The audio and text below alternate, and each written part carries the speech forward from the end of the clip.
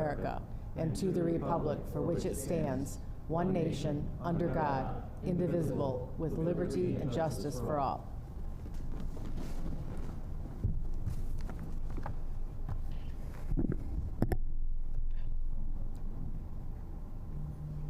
Roll call. President Green. Here. Councilman Lafferty. Here. Councilman Watts. Present. Councilman Kabazinski. I'm present. Councilwoman Rogancy. Here. Councilman Papandrea. Here. Councilwoman Moore is present. You have a quorum, Mr. President. Thank you. Next item. Next item is 4, adoption of the agenda. So moved with discussion. Consent agenda. Support Lafferty. Motion by Moore, support by Lafferty for the consent agenda. Discussion, Ms. Moore. Yes, I would like to remove item 4F and move that to 14G. 4F. Yeah, 4M on the consent agenda. M as in Mary. M as in Mary.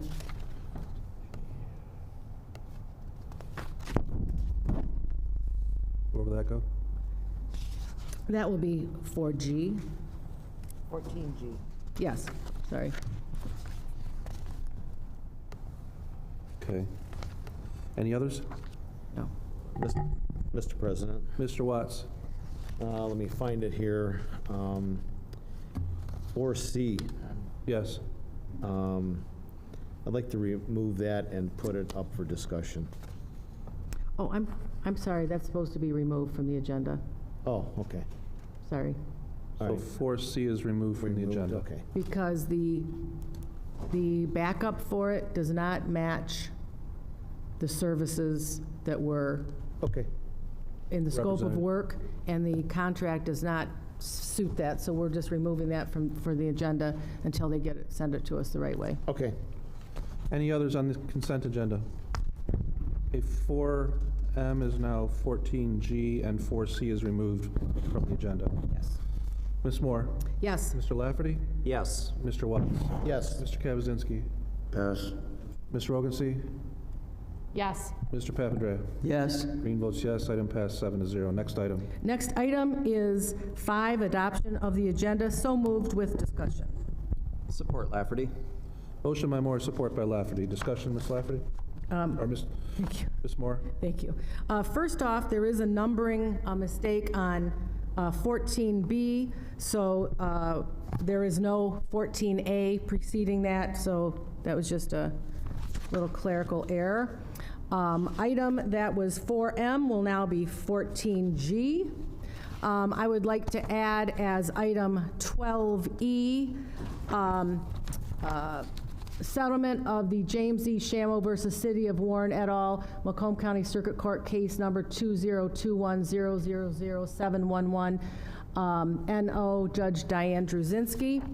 That would be 12E. And then I would like to add as item 13B, discussion regarding parks and recreation budgets and appropriations.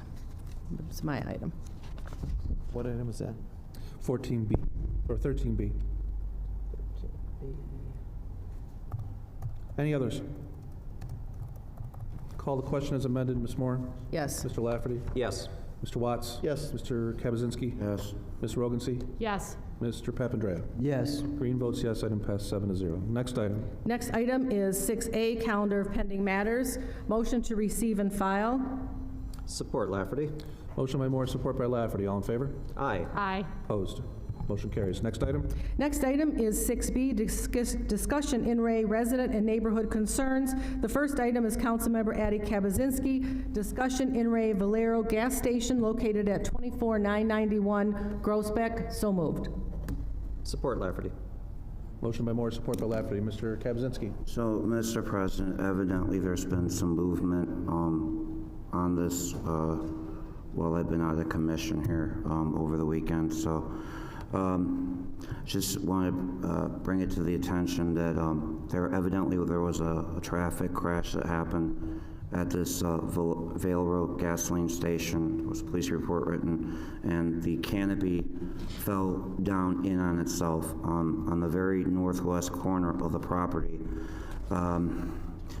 basically children found it an irresistible opportunity to explore and play on it, and thus possibly get injured on the property from the canopy. So I immediately got a hold of building, the mayor's office, and everybody to get on this here. It looks like passing by it today that they are begun work on it and are tearing it apart. So I was going to move for nuisance abatement on the canopy, but it looks like they've already taken the initiative and started to do on their own, so that will no longer be necessary. But I do want to applaud the building department, Mr. Cummings and Mr. Lizzie, and then also Public Service for getting right on top of this right away, because some of the canopy was blowing into 10 Mile Road and the intersection there of Groesbeck as well, which also was causing a traffic hazard. So it's a good thing that we got right on top of it so that we avoid a problem there. So it can be removed from the agenda here, and no action needs to be taken. Thank you, Mr. Kabazinski. Any additional? Mr. President? Ms. Moore?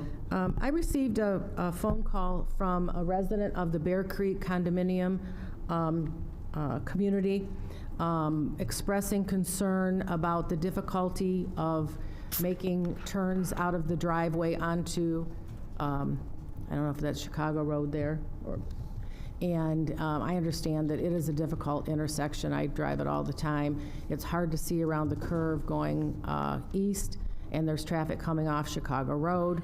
And the resident asked if it was possible if we could have a traffic study done there and explore the possibility of what I'll call an activated light, so that if there's someone at the driveway wanting to make a turn, that a light could be activated. So I would ask that we send that over to the police department to ask them to do a traffic study. Thank you, Ms. Moore. Any additional? Mr. President. Mr. Lafferty? Thank you. Item is the address 28007 St. Louis Drive. And Patrick in Communications, if you could show the two photos that I sent over to you. And our monitors up here are not working, by the way. Oops. This is working. So the picture that is hopefully up there, you'll see a car on top of a large boulder. This is a very dangerous curve at the end of Martin at St. Louis Drive. And the resident that lives here, this is not the first time a vehicle has ended up in her backyard. And so what we're asking tonight, we could kindly have DPW please go out again and repair the fence, put up reflectors, perhaps investigate putting up a guardrail that might assist in preventing penetration into the yard. I am concerned from a life safety perspective, both from the drivers that are not navigating this curb correctly. We even put a overhead lamp, another light to show that intersection, and it just doesn't seem to help. So if DPW could put some recommendations together, we are all ears. And please and thank you in advance. That is all I have. Any additional? Mr. President, Mr. Watts? I have a couple items. Southwest corner of 9 Mile and Panama. It's a vacant lot. I brought this up a few weeks ago. They had set up a campground in there around the 4th of July, and the camper is still there, and now it's turned into a used car lot. So if property maintenance could get this resolved once and for all, that would be great. Secondly, I was hoping Ms. Gapshus would be here from engineering. I don't see anybody here, but Yvonne Street, west of Shaner, has been under construction for a couple of months, and it seems like they pulled out the pavement on one side of the street, and they left. And then they come back and work a couple of days, and then they leave. And they're really inconveniencing these neighbors, and it's really a safety hazard over there. How much they got dug out, there's no way to get to these people's houses. They got to walk a long way over to Martin where they're parking their cars, and they tore the sidewalk out on the street they got to walk to get to Martin. So I would hope that somebody could get over there and get this construction company on the ball and get this resolved. And secondly, for the property maintenance, driving down that street, there's numerous houses that have unlicensed cars and expired plated cars all packed into the driveway. So be a good time they could do some property maintenance cleanup to find the cars that aren't being driven or used. So that's all I got. Thank you, Mr. Watts. Any additional? Motion by Moore, support by Lafferty, to send this to the administration. All in favor? Aye. Aye. Opposed? Motion carries. Next item. Next item is 7A, approval of the minutes of the regular meeting of August 9th, 2022. So moved. Support Lafferty. Motion by Moore, support by Lafferty. All in favor? Aye. Aye. Opposed? Next item. Next item is 7B, approval of the minutes of the special meeting of August 9, 2022. So moved. Support Lafferty. Motion by Moore, support by Lafferty. All in favor? Aye. Opposed? Next item. Next item is 8A, approval of the bills of the general revenue funds. Motion to approve with backup, or with discussion. Support Lafferty. Motion by Moore, support by Lafferty. Discussion, Ms. Moore? Yes, just to clarify, there are two wire transfers on the agenda. One is for $48,759.49. That is for the case of Boyd. That goes to Barry Mormon, and that again is $48,759.49, and that is for the month of July. And the next item, a large dollar reimbursement or transfer, is for $12,328.30. That also goes to Barry Mormon in the Germany case, and that is for July. Any additional? Call the question, Ms. Moore. Yes. Mr. Lafferty? Yes. Mr. Rogancy? Yes. Mr. Watts? Yes. Mr. Kaczynski? Yes. Mr. Papandrea? Yes. Green votes yes. Item passed 7-0. Next item. Next item is 8B, approval of the bills of the water and sewer system. So moved. Support Lafferty. Motion by Moore, support by Rogancy. Discussion.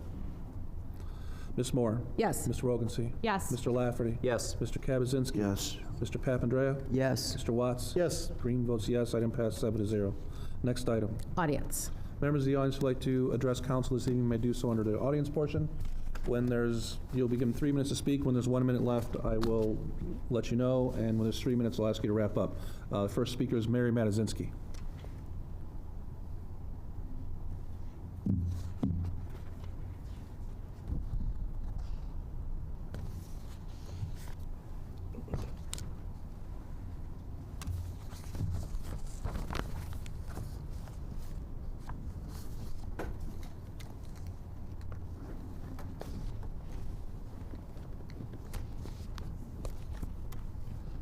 Good evening, Council. Tonight, I just would like to present a timeline over the past 10 years. 6 years ago, December 13, 2016, Ron Worth, Planning Director, notified James Van Habermatt, City Engineer, and Gier Green, Police Commissioner, with my concerns that there are ingress and egress issues on the south side of 12 Mile along Imperial and Gerald. 7 years ago, 2015 to 2019, the previous City Council tried to research, but not much cooperation except for Sadowski and Collegio. Cecil St. Pierre suggested at one City Council meeting I sue the city. 3 years ago, 2019 to 2022, this City Council got involved, and most, if not all, have viewed the location of the barricade. August 16, 2021, almost a year ago, Assistant City Attorney Jennifer Pierce wrote a legal opinion and laid out the requirements. May 26, 2022, Assistant City Attorney Jennifer Pierce wrote another legal opinion on the process to consider removal of the Gerald barricade. The issue was referred to the Fire Department and Police Department, who both recommended the barricade posed safety issues and it should be removed. June 14, 2022, City Council Secretary forwarded item 6B, resident concerns, to Mayor, stating Council doesn't have the authority to rescind the 1973 resolution, and the issue should be sent to Planning Department for a recommendation from the Planning Commission. July 25, 2022, I appeared before the Planning Commission to request some type of action occur. July 26, 2022, Assistant City Attorney Cecil St. Pierre wrote a very long opinion at the request of the mayor regarding the process to remove the Gerald barricade. It's Cecil St. Pierre's opinion that rescinding the City Council's previous resolution can only be done by a new resolution of City Council. No one else has the authority. 8/22/2022, as of last night's Planning Commission meeting, Mr. Ron Worth, Planning Director, had not been provided anything except for copies of everything from me. 1 minute. Which he said do not matter, and he stated he has to take direction from City Council. It's been another whole year since Assistant City Attorney Jennifer Pierce wrote a legal opinion that laid out all the requirements. The city repurchased the portion of the street, and the owners on Rowan and Gerald were paid back in April, and the deeds were filed. Yes, it's free spaghetti from the mayor. Free spaghetti. Go to the mayor. Get your spaghetti. Don't forget it. Spaghetti free. Thank you, Ms. Matizinski. Christina D.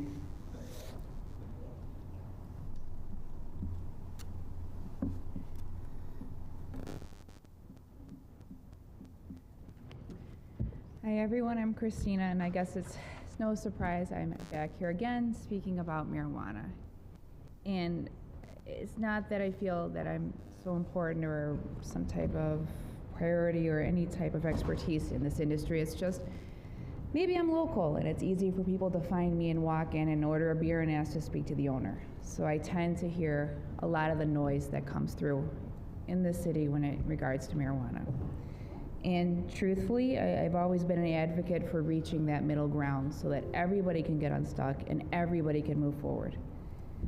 Which is why, to a lot of people's surprise, I spoke out last time in support of the settlement. It was middle ground enough. You know, we have to move forward. The fact is, yes, things have changed in this industry since we've started. I mean, even me and my font, it's gotten bigger. We've been here this long talking about marijuana and more. So we have to respect that, yes, things have changed. I run a business in an oversaturated industry. Yet there are still bars and restaurants opening in every single city. It doesn't stop the interest, and it doesn't stop the industry. What it does, though, is it allows for Darwin to take over, which is very good, because then it makes the industry stronger. Those that survive do better. Those that can't compete slowly go away. Which brings me back to these lawsuits again, which are in fact still over medical licenses, which is still a separate license from the recreational licenses per the state of Michigan, which requires a competitive process. And yes, there is a camp of us that believe issuing a recreational license in a lawsuit settlement is still not a competitive process. 1 minute. Are we right? Are they right? Who's right? We don't know. But in theory, where do you end up once again to determine who would be right and who would be wrong? Everyone here has given you support to finish this medical lawsuit. It's never been stopping medical licenses. You just can't ignore the fact, though, that yes, there are still a lot of great groups, and some of them are your local business owners, not just myself. I'm just the one that's came forward. But there are a lot of us that are still waiting for our opportunity to have a chance at those recreational licenses. So thank you very much for your time, guys. It's nice to Thank see you. everyone again. Mr. Neinstedt?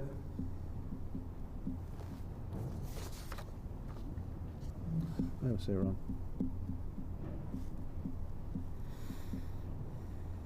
Good evening, council. Thank you for letting me speak. My name is Fred Neinstedt. I work in Warren, and I want to take an opportunity to express my thanks to first responders for what they did for Eddie and me this weekend.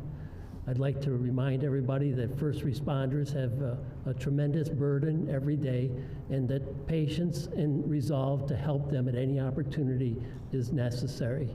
So patience on our part. You know, if there's an accident on the freeway and it's a long delay, please cooperate. I had an experience about 20 years ago where a freeway was closed for 5.5 hours because of a horrific crash. There was 6 medevac helicopters that responded, and the temptation was for drivers to drive into the median, turn around and go back the other way. But that lane, those 3 lanes were reserved for emergency responders going the wrong way. They were racing to a scene. So again, be patient, work with the first responders whenever possible. And while I was waiting, I watched a woman run past me. We were about a 1/4 mile from the scene. She raced up to the point where the accident was and offered her assistance. When she got there, she found a woman strapped in upside down with the seatbelt, handed her infant to her, and then breathed her last.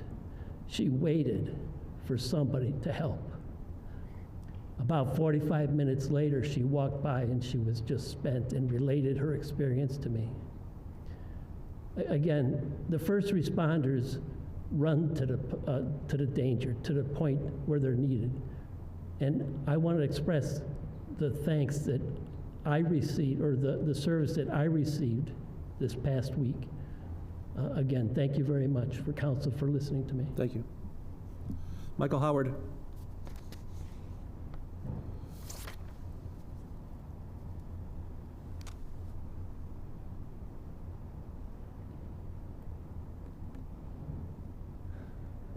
I hope you heal up. Sorry about I don't know what happened, but I do hope you heal up fast. Do you guys remember when we used to go to like crowded places? Like back when we used to attend concerts or a movie theater, or even like going out to get something to eat. As you're trying to navigate your way to your seat, sometimes you inadvertently, accidentally step on someone's foot. You stop what you're doing to make a wrong right. I'm just here to insist that the city council, when it comes to redistricting, a wrong was done 12 years ago, and this council has an opportunity to make it right. Whether it was intentional or unintentional, the way the council districts were done, the effects of them, we'll say they're discriminatory at best, but they don't represent the city. South Warren has no representation. You look at the funds, the way the funds in the city is spent, the taxes, the way the city is spent, the parks, the condition of the city buildings in South Warren compared to North Warren. Thing after thing after thing after thing. It doesn't take a long look to see that there's a glaring difference between South and North Warren. And I think a lot of that is due to the way the district lines were written. The previous council, if I'm correct, 7 out of 9, or all 7 of them, live north of 696. Currently, 6 out of 7 live north of 696. South virtually has no representation. I do appreciate the work that many of you guys do, try to dip down in there. It needs more than just you, more than just you, more than just you. I know you're there. I'm speaking as a whole, though. There's a lot of things that the South Warren does need. And I just ask that as we're making effort to this redistricting, that you actually give the citizens the opportunity to not just give their input, but have a seat at the table. And I think that's important. You know, when this country was founded on taxation without representation, we don't have equal representation in South Warren, and historically that has been the case. And so I just hope that this council makes the wrong right. Thank you. Thank you. Feel better, Eddie. And thank you for being a Delwar.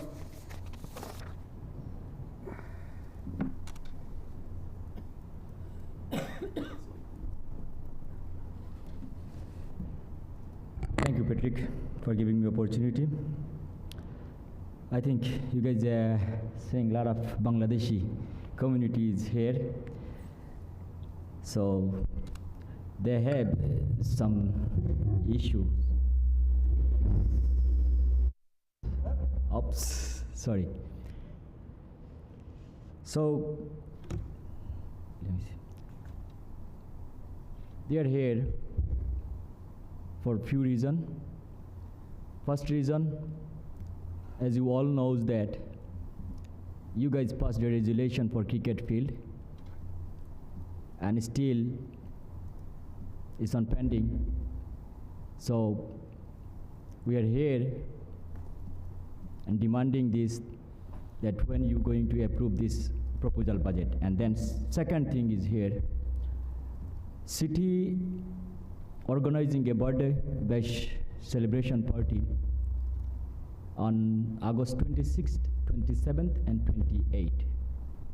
So probably 28 was reserved for Bangladeshi people representing under Bangladesh Association of Michigan. But there is an issue that they are the one, Bangladesh Association of Michigan, which one you guys probably gave them. That was not the real one, this was registered. So they're gonna talk about this. And also, third thing, Howard mentioning about the redistricting in the city. I think, at this moment how it is good.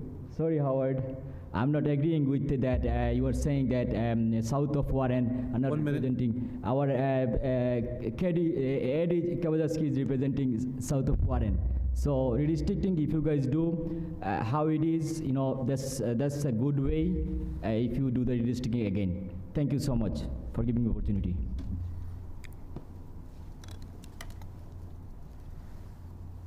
Akabul Shamim.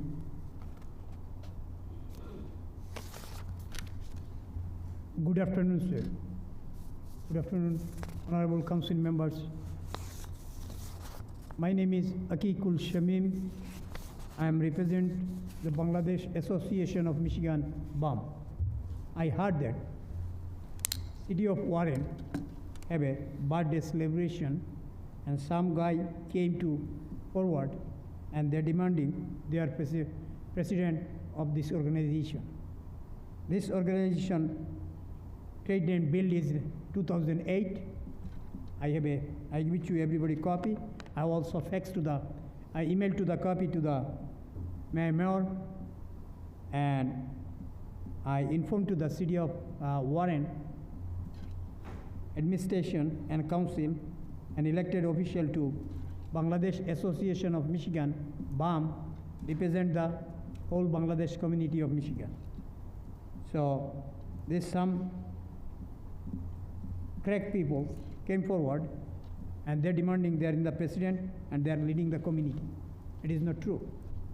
So I inform to you, everybody, we have a celebration is in the North American Bangladeshi Festival this month, same day, July 26th and 27th and 28th in Detroit, Janesville, nearest to the Bangla town side.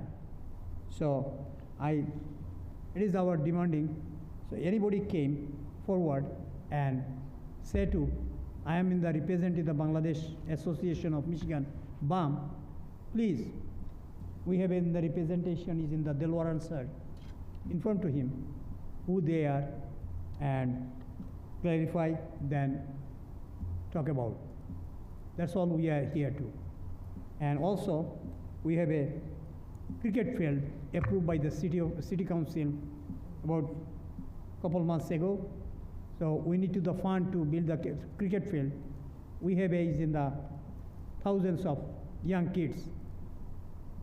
They have they need to the cricket field for the this community. Also, we are appreciated. You guys have in the 1 minute. We have in the tournament come every occasionally. So thank you so much for the council, and I like to distribute to my paperwork to everybody. I can do that.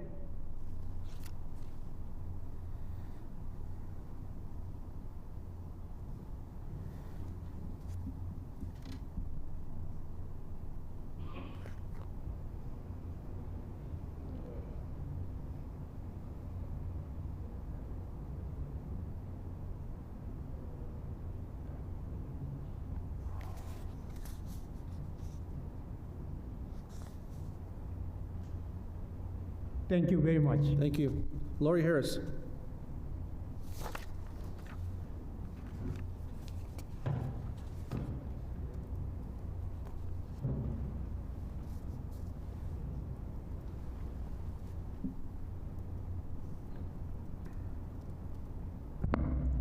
Hello?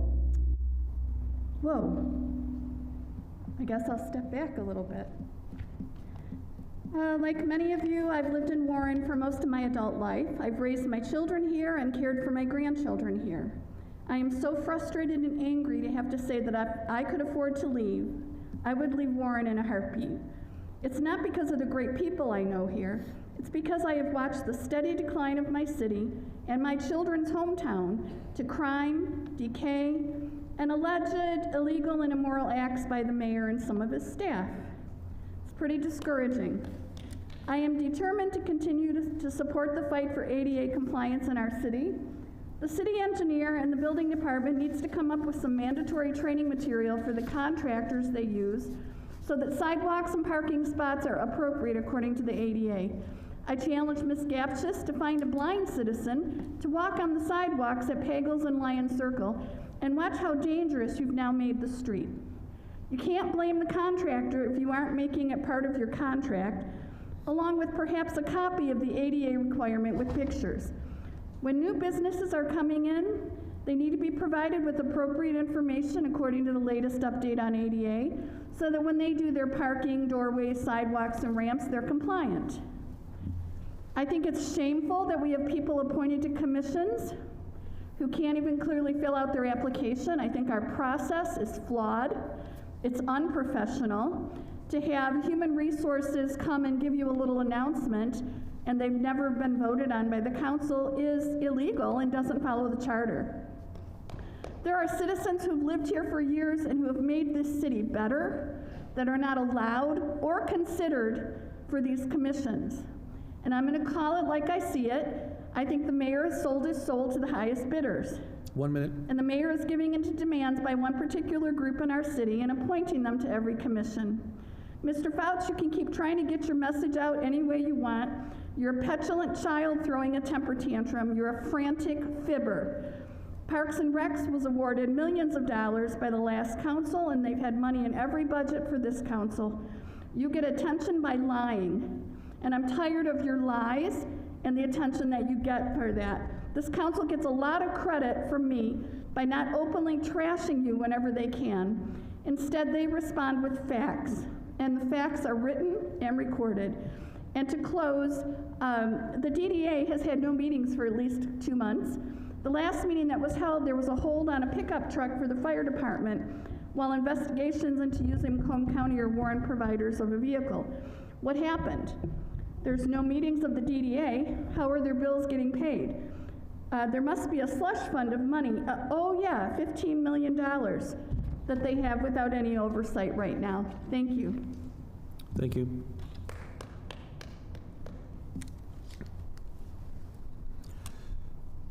Shaker Sodic?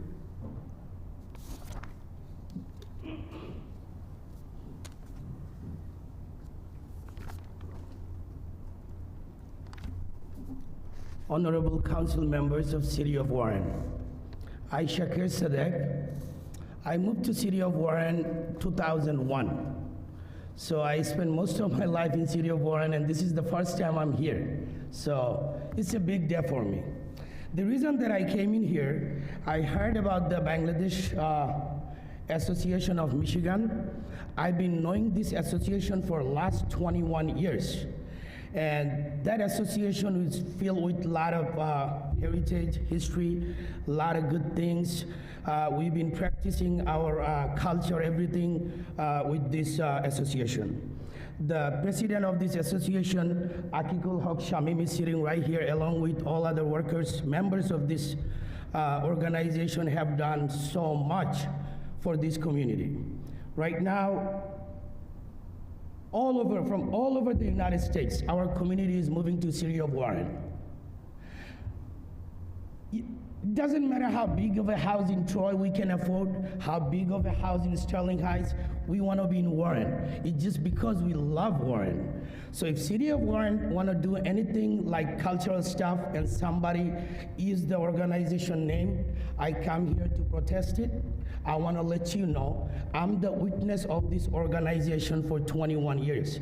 And we want to keep this history, heritage, and we want to make more history in futures in City of Warren. Because I'm going to raise all 5 of my children in City of Warren. We love Warren. Believe us, we love it. People from New York, they'll be calling us, hey, is there a house in 12 Mile and Orion? We want to buy it. So we love you, we love the city, we love the citizens of Warren. We do not want any outsiders come to Warren, take the opportunity of trying to make their fame, name by lying. So that's all I'm here to say. And good thing I'm in video. I'll remember it that I've been here at once in 20 years. Thank you very much, everybody. Thank you. Mahmoud Mori.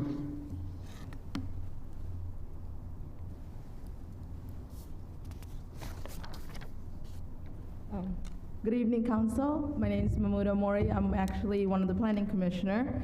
The reason I'm here today is because my community brought something to my attention recently. The cricket field, I believe the resolution passed, however, I don't know why it's been paused. So my husband plays cricket. I have a little brother who's very interested in cricket right now. However, living in Warren, not being able to tell him, hey, we have a field that you can go to. There's a field that the city of Warren is currently gonna be developing, in future. I feel like this, if we can take a look at this issue, it would be really good. I wanna tell the next generation coming up the fact that, okay, cricket is being supported. This is a game that most of the communities from Warren, they're going to Detroit, they're going to out of city to play games. So if we can consider this issue, that would be good. Thank you.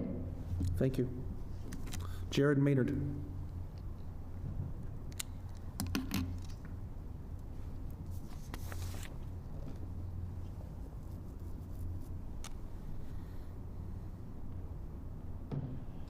Members of the council, thank you very much for this quick 3 minutes. I understand the agenda item that I'm speaking about was removed from the consent agenda and placed on the regular agenda, but I'm here tonight to talk about the Obsolete Property Rehabilitation Act tax credit for the Emerald Park property.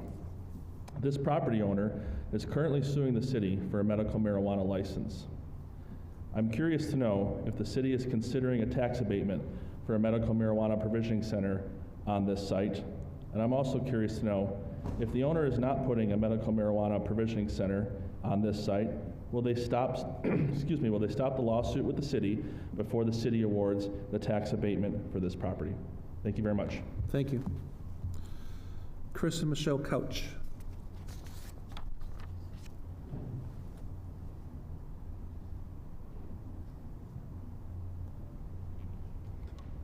Hi, actually, we are tabled for 11A. Hang on. Public hearing. Oh, it's a public hearing, yes. So we'll, when that item comes up, we'll have a, do we already have the public hearing, Mary? So we'll call the item up and then I'll ask you if you want to add anything. Okay. Okay? Thanks. Rob Roberts.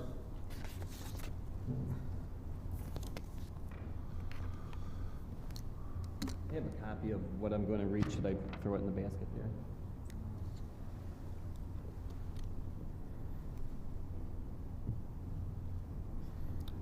Mr. Vander Linden, you're next. Hi. Rob Roberts, 32125 St. Vincent. And I'm just going to read so I don't forget anything. I believe this is the second time I've approached this body. The first time, around 14 years ago, I had concerns about water welling up in the crawl space of my newly built home and causing me illness. I've been living at the same address for 16 years, other than the year it took for my court battle until the house was cleaned up. Before the lawsuit, I approached the council. Then a meeting was set up between the city manager and the builder. Later, my neighbor, who was a pastor, said the builder's girlfriend and the city's manager at the time were related. Other than the meeting, nothing was done by the city. Anyway, I went on to win a lawsuit against the builder ATD Construction in Al Delu. I heard Representative Voino won a lawsuit against the same builder. Anyway, I haven't collected a dime of the $300,000 I was awarded. I ended up being out thousands of dollars for the cleanup, not to mention health issues. Any lawyers out there that want a job, contact me. My reason for approaching you today is to talk about trash collection and recycling. The trash and recycling are being thrown together. By people all over and friends, I've been told this was happening. They ask, why bother recycling? They just throw it all together. I recycle as more than I throw away. I do this for the environment and thinking that it's benefiting our community financially. A month or so ago, I watched the same truck pick up trash, move a few feet, pick up the recycling, and throw it in the same truck. I confronted the truck driver, and he told me they were throwing it all together because of the construction. I called the sanitation department to ask why. The lady who answered the phone said they weren't supposed to do this, and she would talk to the supervisor and assured me it wouldn't continue to happen. It continued to happen. 1 minute. So I called the mayor. He called me back and said that the recycling facilities wanted our city to pay, and there was no money in recycling. Mayor Fouts told me that he would have the sanitation supervisor contact me. This didn't happen. My question is, why is there no money in recycling? Why aren't companies paying for making these so-called recyclables? We are the third largest city in Michigan. Our elected officials should be able to figure this out or hire someone who can do this and make money too. We're paying someone or taking to take or throw away thousands, possibly millions of dollars in metals that could be saving the taxpayers. If we're just throwing everything away, be honest, because frankly, besides the environmental issue, it pisses me off that I'm wasting time, water, and money for everything to be thrown together at our expense, benefiting no one. Finally, while I'm here, are people who live on dirt roads paying the same taxes as people who have paved roads? Again, in the third largest city, we need to figure this out, how we're going to pave our roads. Thank you. Thank you. Joel Vanderlyn.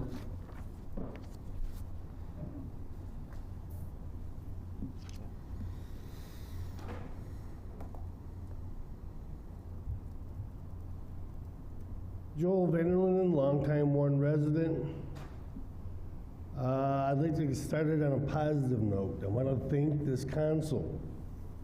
This council saw there was a problem, addressed it, adapted to it, made changes, and brought back our police department.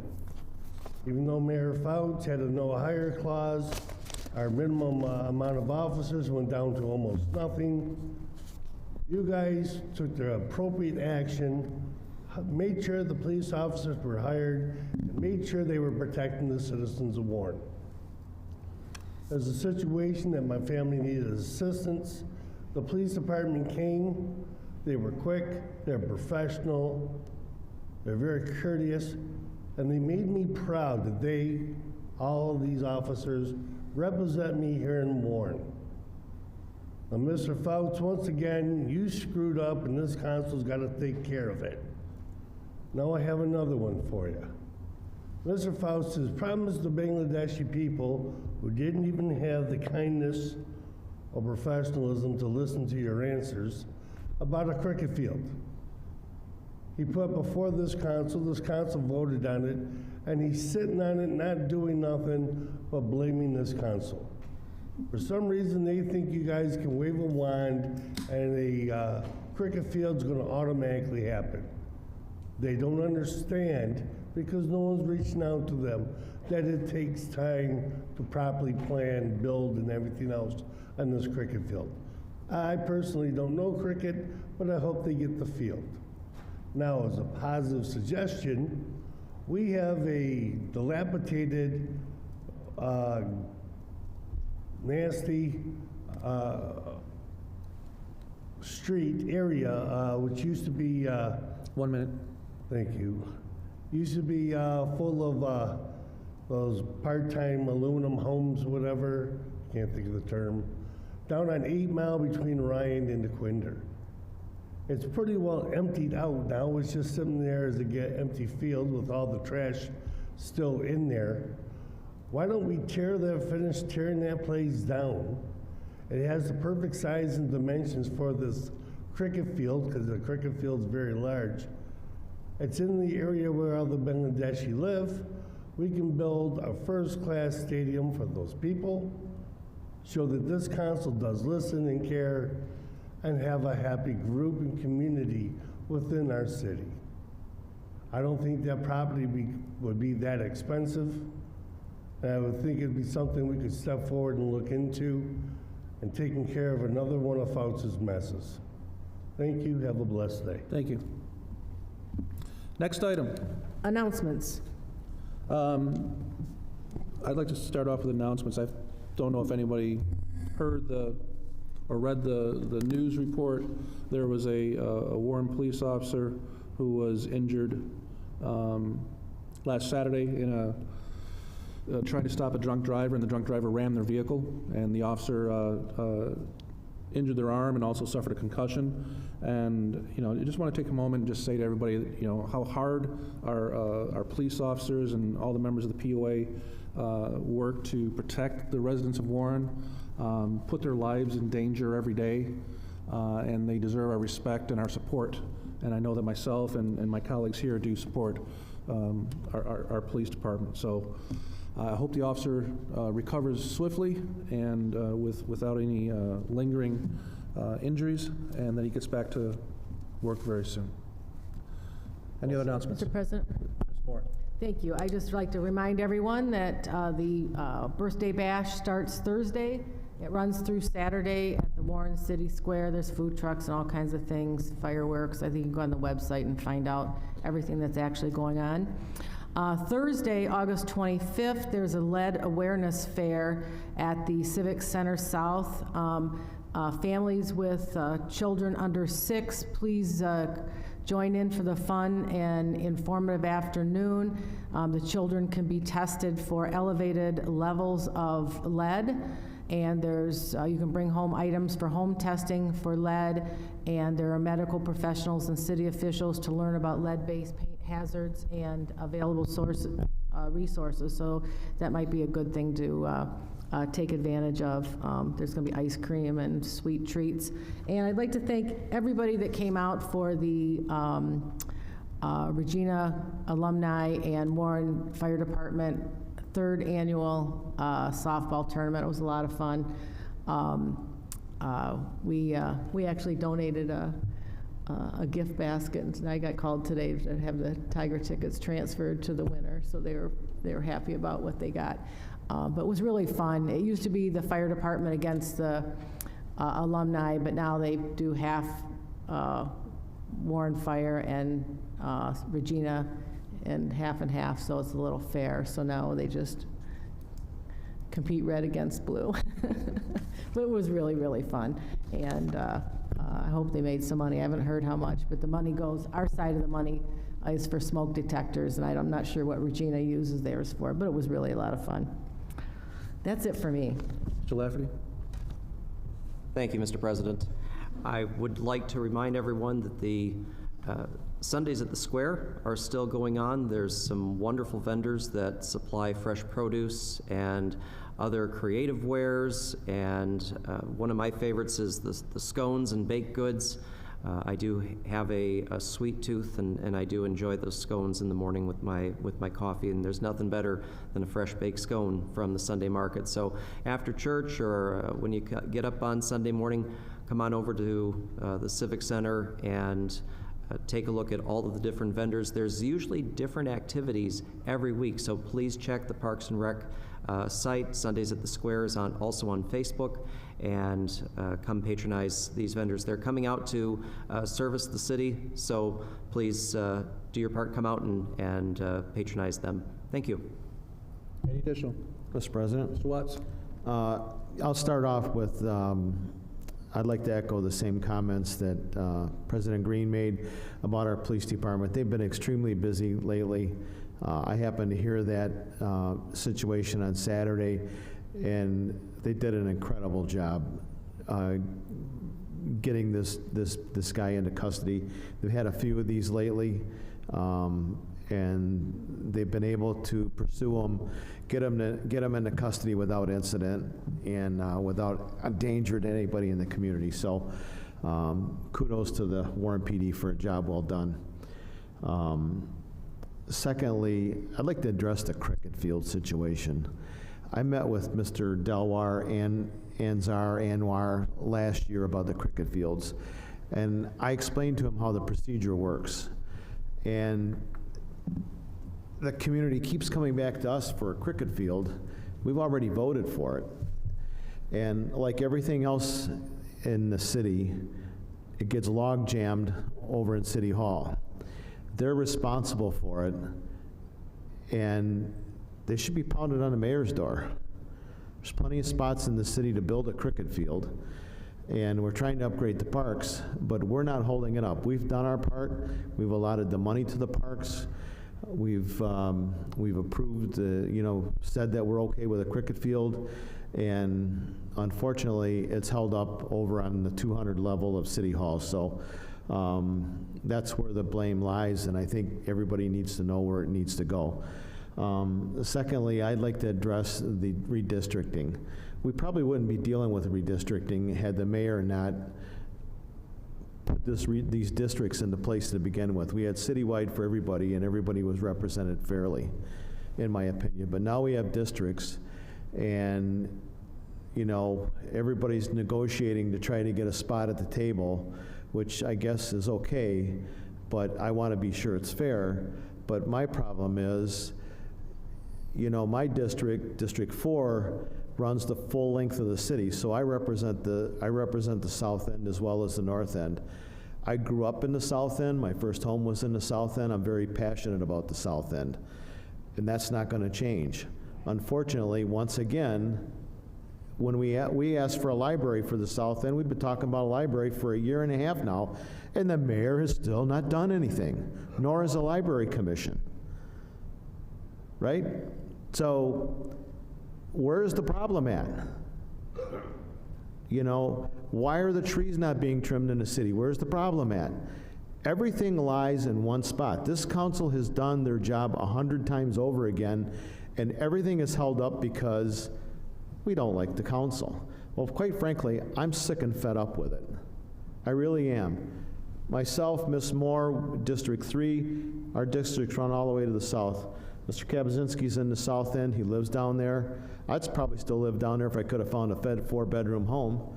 Mr. Papandrea, I believe his district runs all the way down to 8 Mile. So there is fair representation. It's just a matter of how much does the person put into it. And I don't care what person calls me in what part of the city, I'll go look at their problem. I don't care if it's northwest, south, east, north, south, whatever. I'm going there. But these districts are getting to be kind of crazy, and maybe the fairness would be, let's represent everybody as one district. So that's all I got. Thank you. Thank you, Mr. Watts. Any additional? Mr. President. Mr. Kabazinski. Mr. President, I'd like to echo what Mr. Neistat said earlier.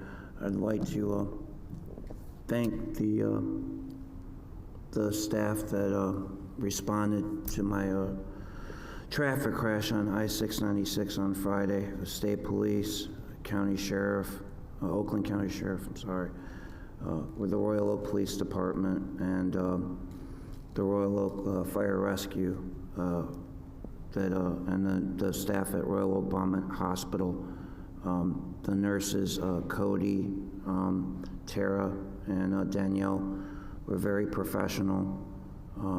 They were very understanding, and they were very helpful. So I want to say thank you. I appreciate it. I'd like to say that I'm announcing that there will be a press release that I will be doing tomorrow at Warren Civic Center, Wednesday at 3 p.m., going into more detail about all this. But I'd like to, if you would indulge me, just to briefly explain so I can quell some of the rumors that are out there about what happened and what didn't happen. At no time was my life in jeopardy. At no time was I near death or anything like that. That's all BS. So let's just call that right now. All right, I wasn't gonna die. I was severely injured, still severely injured. But I'd like to say that we were coming back from Lansing. We were in the number 2 eastbound lane of I-696. And Fred drives a little bit conservatively, more conservatively than I do, 60, 65 on the freeway, number 2 lane. And we were violently struck on the left rear quarter panel, kind of in the same similar way that law enforcement does a pit maneuver. Fred skillfully got us into the number 3 lane, tried to stabilize the vehicle, and we were hit again by a second vehicle in the same similar fashion. Left rear quarter panel, kind of like a pit maneuver. The purpose of the pit maneuver is try to disable a vehicle or get it off the roadway.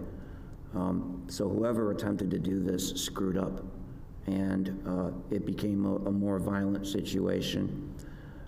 It spun the vehicle to where it tossed us into the median, and then we were T-boned by another vehicle, which then flipped us onto the roof and spun us. And then we were hit by another vehicle, which then spun us again, and we finally rolled again 3 times, and then I was on the passenger side. The airbags did deploy, and the B-pillar wind up giving away, which pinned my arm onto the armrest, and my head was basically scrunched kind of like this, where I was riding on the ceiling, which was, was nearby the roadway. My head was exposed to the roadway, and so was my arm. I've got road rash up and down my arm. Basically, the injuries that I have right now, at least to what I understand, I have 2 more slipped discs in my back, in addition to my original combat injuries. I have more additional damage to my spinal column. I now have a problem in the cervical, in the C7 area, which they have to examine a little bit more. I have a rotator cuff issue on my shoulder and my collarbone area, and my lower body by my right hip. There's a lot of pain there in the tailbone area. So I am dealing with that. I do have to wind up going back and for more tests and find out how permanent this is going to be.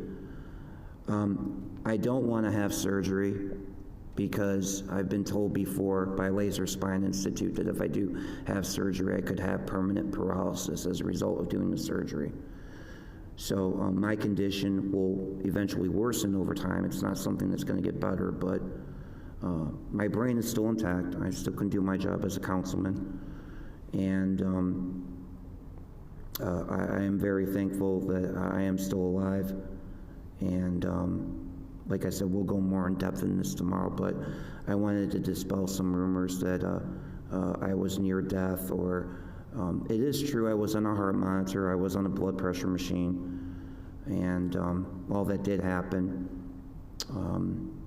They did give me 3 doses of fentanyl. I did object to that because we've heard on the media lately about what fentanyl does to a person, so I am taking the oxycodone now. It was good enough for Rush Limbaugh. I guess it'll be okay for me. Mr. Kabczynski, we're glad you're... So that was about it. Somewhat feeling better, but we're glad you weren't injured any worse, and that you do have a good and speedy recovery without any lingering issues. Any other announcements? Next item. Next item is 11A, which was tabled 7/12 to today's date. It's a public hearing, consideration, and adoption of a resolution approving the demolition of a house and garage at 24916 Tallman under the Nuisance Abatement Program. Motion to remove from the table. Support. Motion by Moore, support by Rogan C. All in favor? Aye. Opposed? Items removed from the table. Motion to, public hearing. No, we had the public hearing previously. Is there a motion and support to approve the demolition for discussion purposes? Motion to approve. Support for discussion. Motion by Lafferty, support by Rogan C. Can we hear from the couches? And then we'll hear from the administration. We brought pictures if you'd like to see pictures. Sure. In the Of house. the progress. Sure. Can you get them, Mary? Is your monitor working? I don't turn my monitor on, it bugs me. It's been fun. Mindy's is.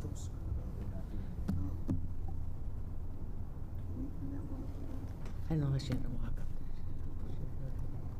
So we've pulled all the permits we're supposed to pull, cleaned out the house.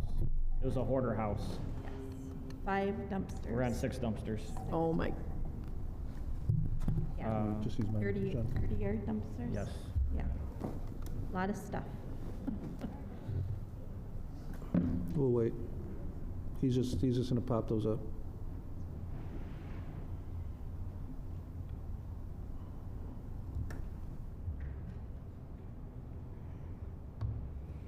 Yours isn't working either.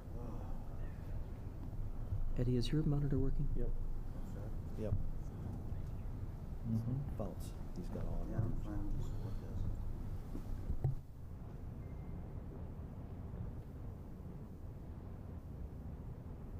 All right.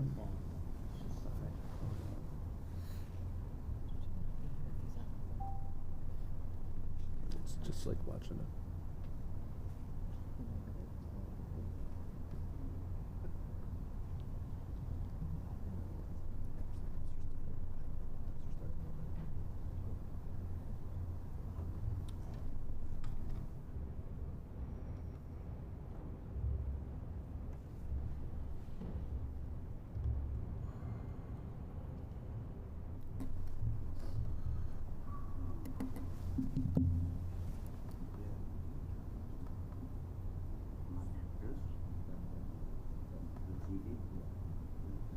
It's something with the historical commission.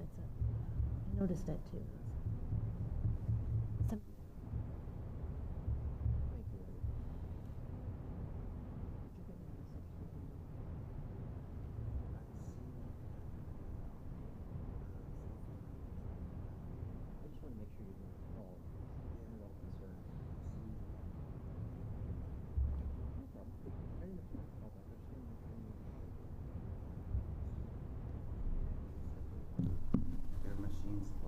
Any luck?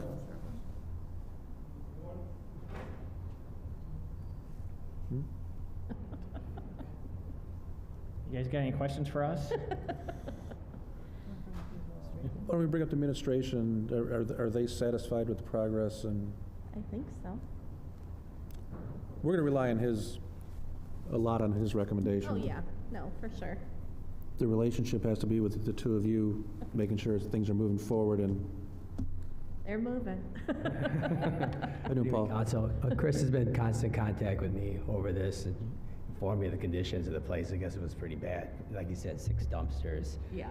He's pulled, I mean, I can hear verify for him that he has pulled the siding, gutters, windows and doors, strip and re-roof permits.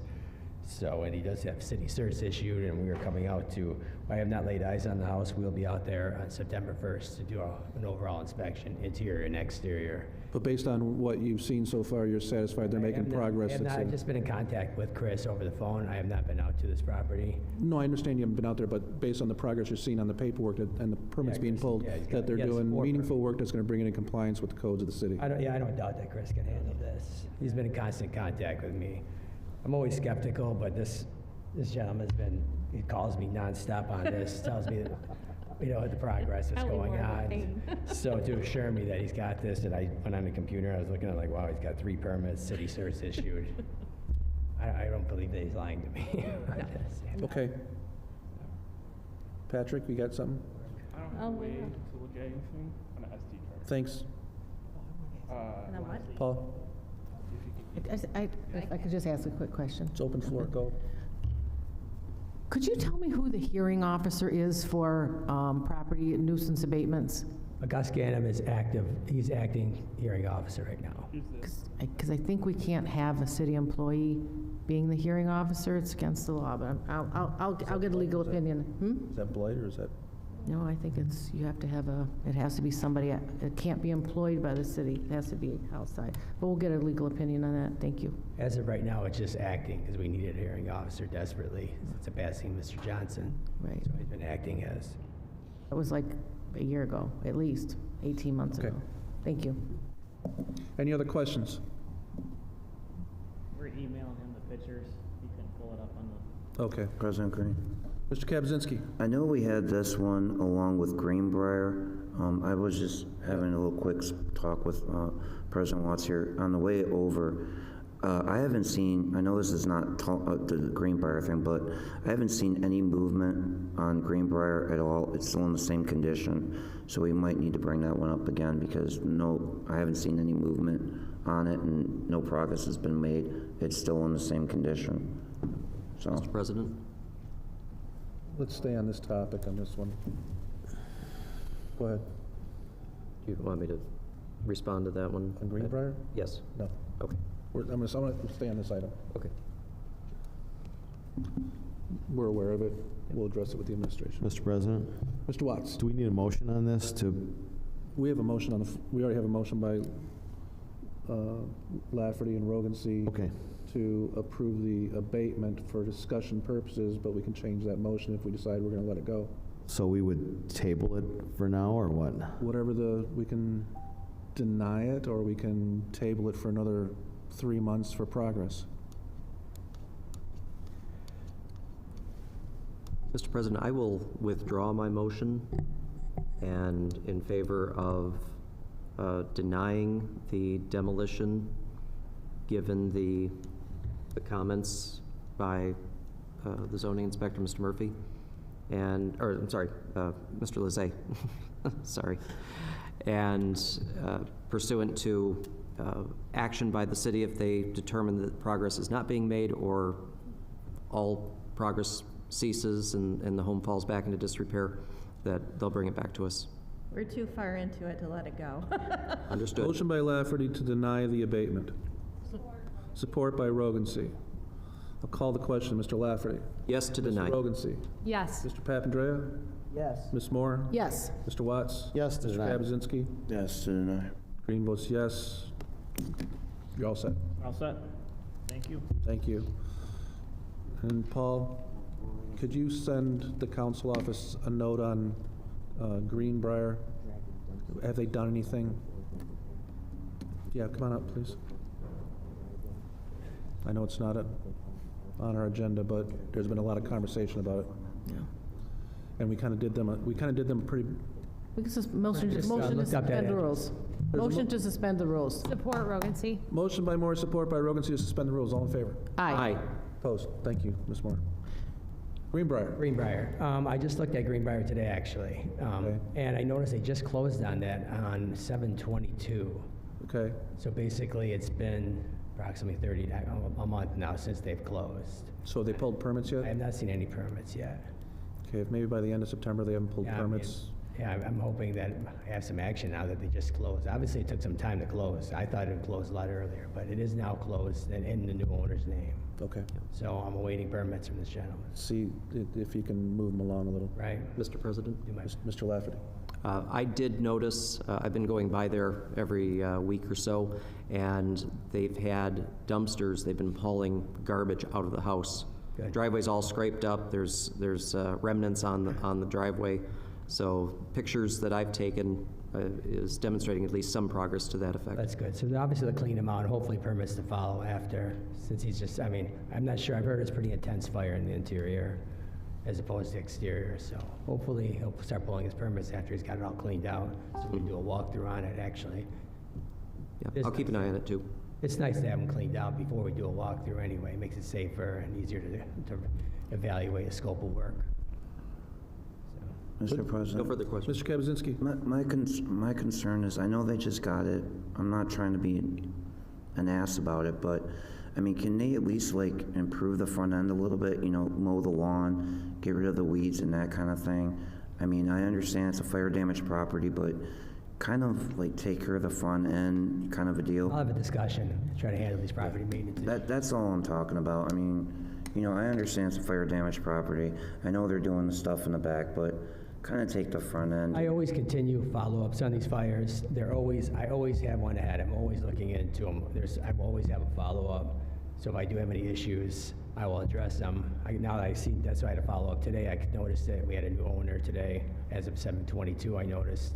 So now we can start pushing them, get permits, and do a walkthrough, verify a scope of work so we get started.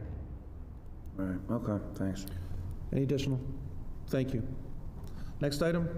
Next item is 12A, request of City Treasurer Lori Barnwell for approval of proposed check and stop payment policy for the City of Warren. Motion to approve, discussion. Support. Motion by Moore, support by Watts. Discussion. Thank you, Mr. President. We discussed this last meeting. We had an issue with a check that was, the payment was stopped inappropriately. So Ms. Barnwell is here to discuss that. Ms. Barnwell, could you please come forward and discuss the policy that you presented? Thank you. Thank you so much, Council. Good to see all of you this evening. We have I have sent before you a check and stop payment policy. And we had a situation that happened in April with a check that was approved by Council that was stopped by the Controller's Office. And it was kind of outside of the norm as far as checks that are stopped by the Controller's Office. And I reached out to our auditors, I reached out to financial leaders in other cities, and this check policy is basically what I was advised to do. And this check policy is in no way to, say anything negative about the controller or his office or, or my office or anyone. This is to protect the financial process. And I've worked, obviously, in my department almost 7 years. Wonderful financial professionals at the Treasurer's Office and the Controller's Office, who I'm proud to partner with on so much on a daily, weekly, and monthly, yearly basis. But this is really to safeguard the financial process. So how the list of bills process is, the Controller's Office generates, make sure it provides the proper documentation, then it accounts for all of the bills. Then Council approves it or denies it. If they approve it, it goes to my office. I make sure that it has proper Council approval, then the payments are sent out. So this financial process should not be open to my opinion, to the Controller's opinion, to the Mayor's opinion. We're all so welcome to have our opinion, and that's great. But when it comes to financial process, we have to follow the law, and we have to make sure that there are strong guidelines in place. And so that's why I listed the reasons why there would be a stop payment, because the Controller's Office does stop payments, but it's for accounting purposes. So a vendor, they didn't get their check, or a resident, it was mailed to the wrong address. So these are more accounting reasons that the checks would be stopped, not for any other purpose. Ms. Moore? That's all for me. Thank you. Any questions? Mr. President. Mr. Papandrea? I'd like to hear from the City Controller to get his input on this. Thank you. Mr. Fox? Thank you, Council. Richard Fox, City Controller. So first off, I just find it hard that the Treasurer's Office decides that they're going to present a policy for the Controller's Office. There was a reason why I stopped payment on the check that is in question, and that was because the Council didn't abide by the agreement that the Mayor and the Council had regarding payment of legal fees. The other thing is I feel that this process that you're proposing actually weakens our internal controls, because I think it gives too much power to the city council, because basically you could have an item on the agenda that is improper. You ask, and I'm not saying you would do this, I'm just saying this could happen, and you say that we want this check paid. In this proposal, neither the treasurer or I can question it. It's just, you got to do it because the council said so. So, in my opinion, I think it weakens our internal control, and I'm not in favor of it. Thank you, Mr. Fox. I'm sorry. Ms. Barnwell. Thank you. This is just for check stop. This is a check stop policy, so it has nothing to do with any of the other financial processes.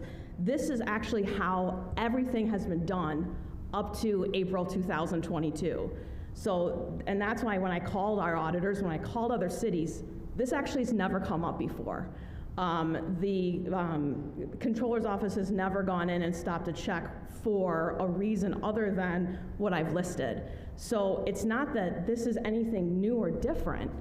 I felt like I had to protect my employees, controller's office, the controller, and frankly, the mayor, from going outside of this financial process that's part of law and in our charter.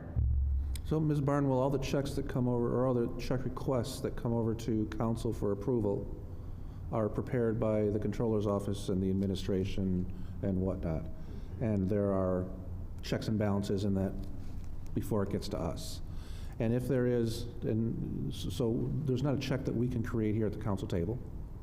There's not an expense we can.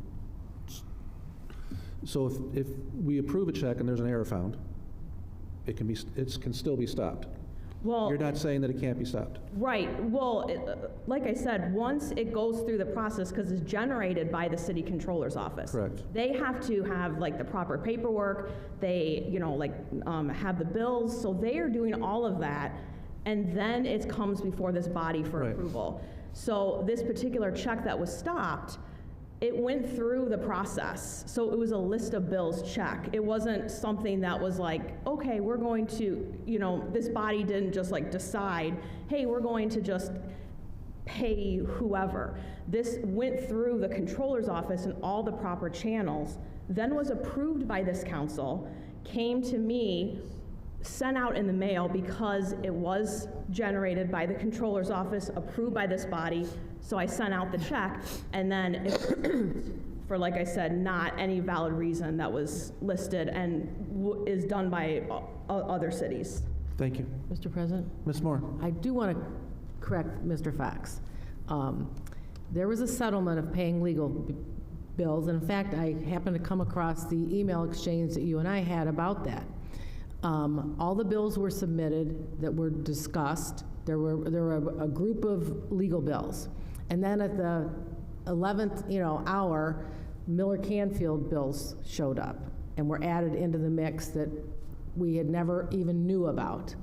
And then I ask you point blank, are there any more Miller Canfield bills? This is it. As far as I'm concerned, no. You said there was no more. Miller Canfield was done. That was it.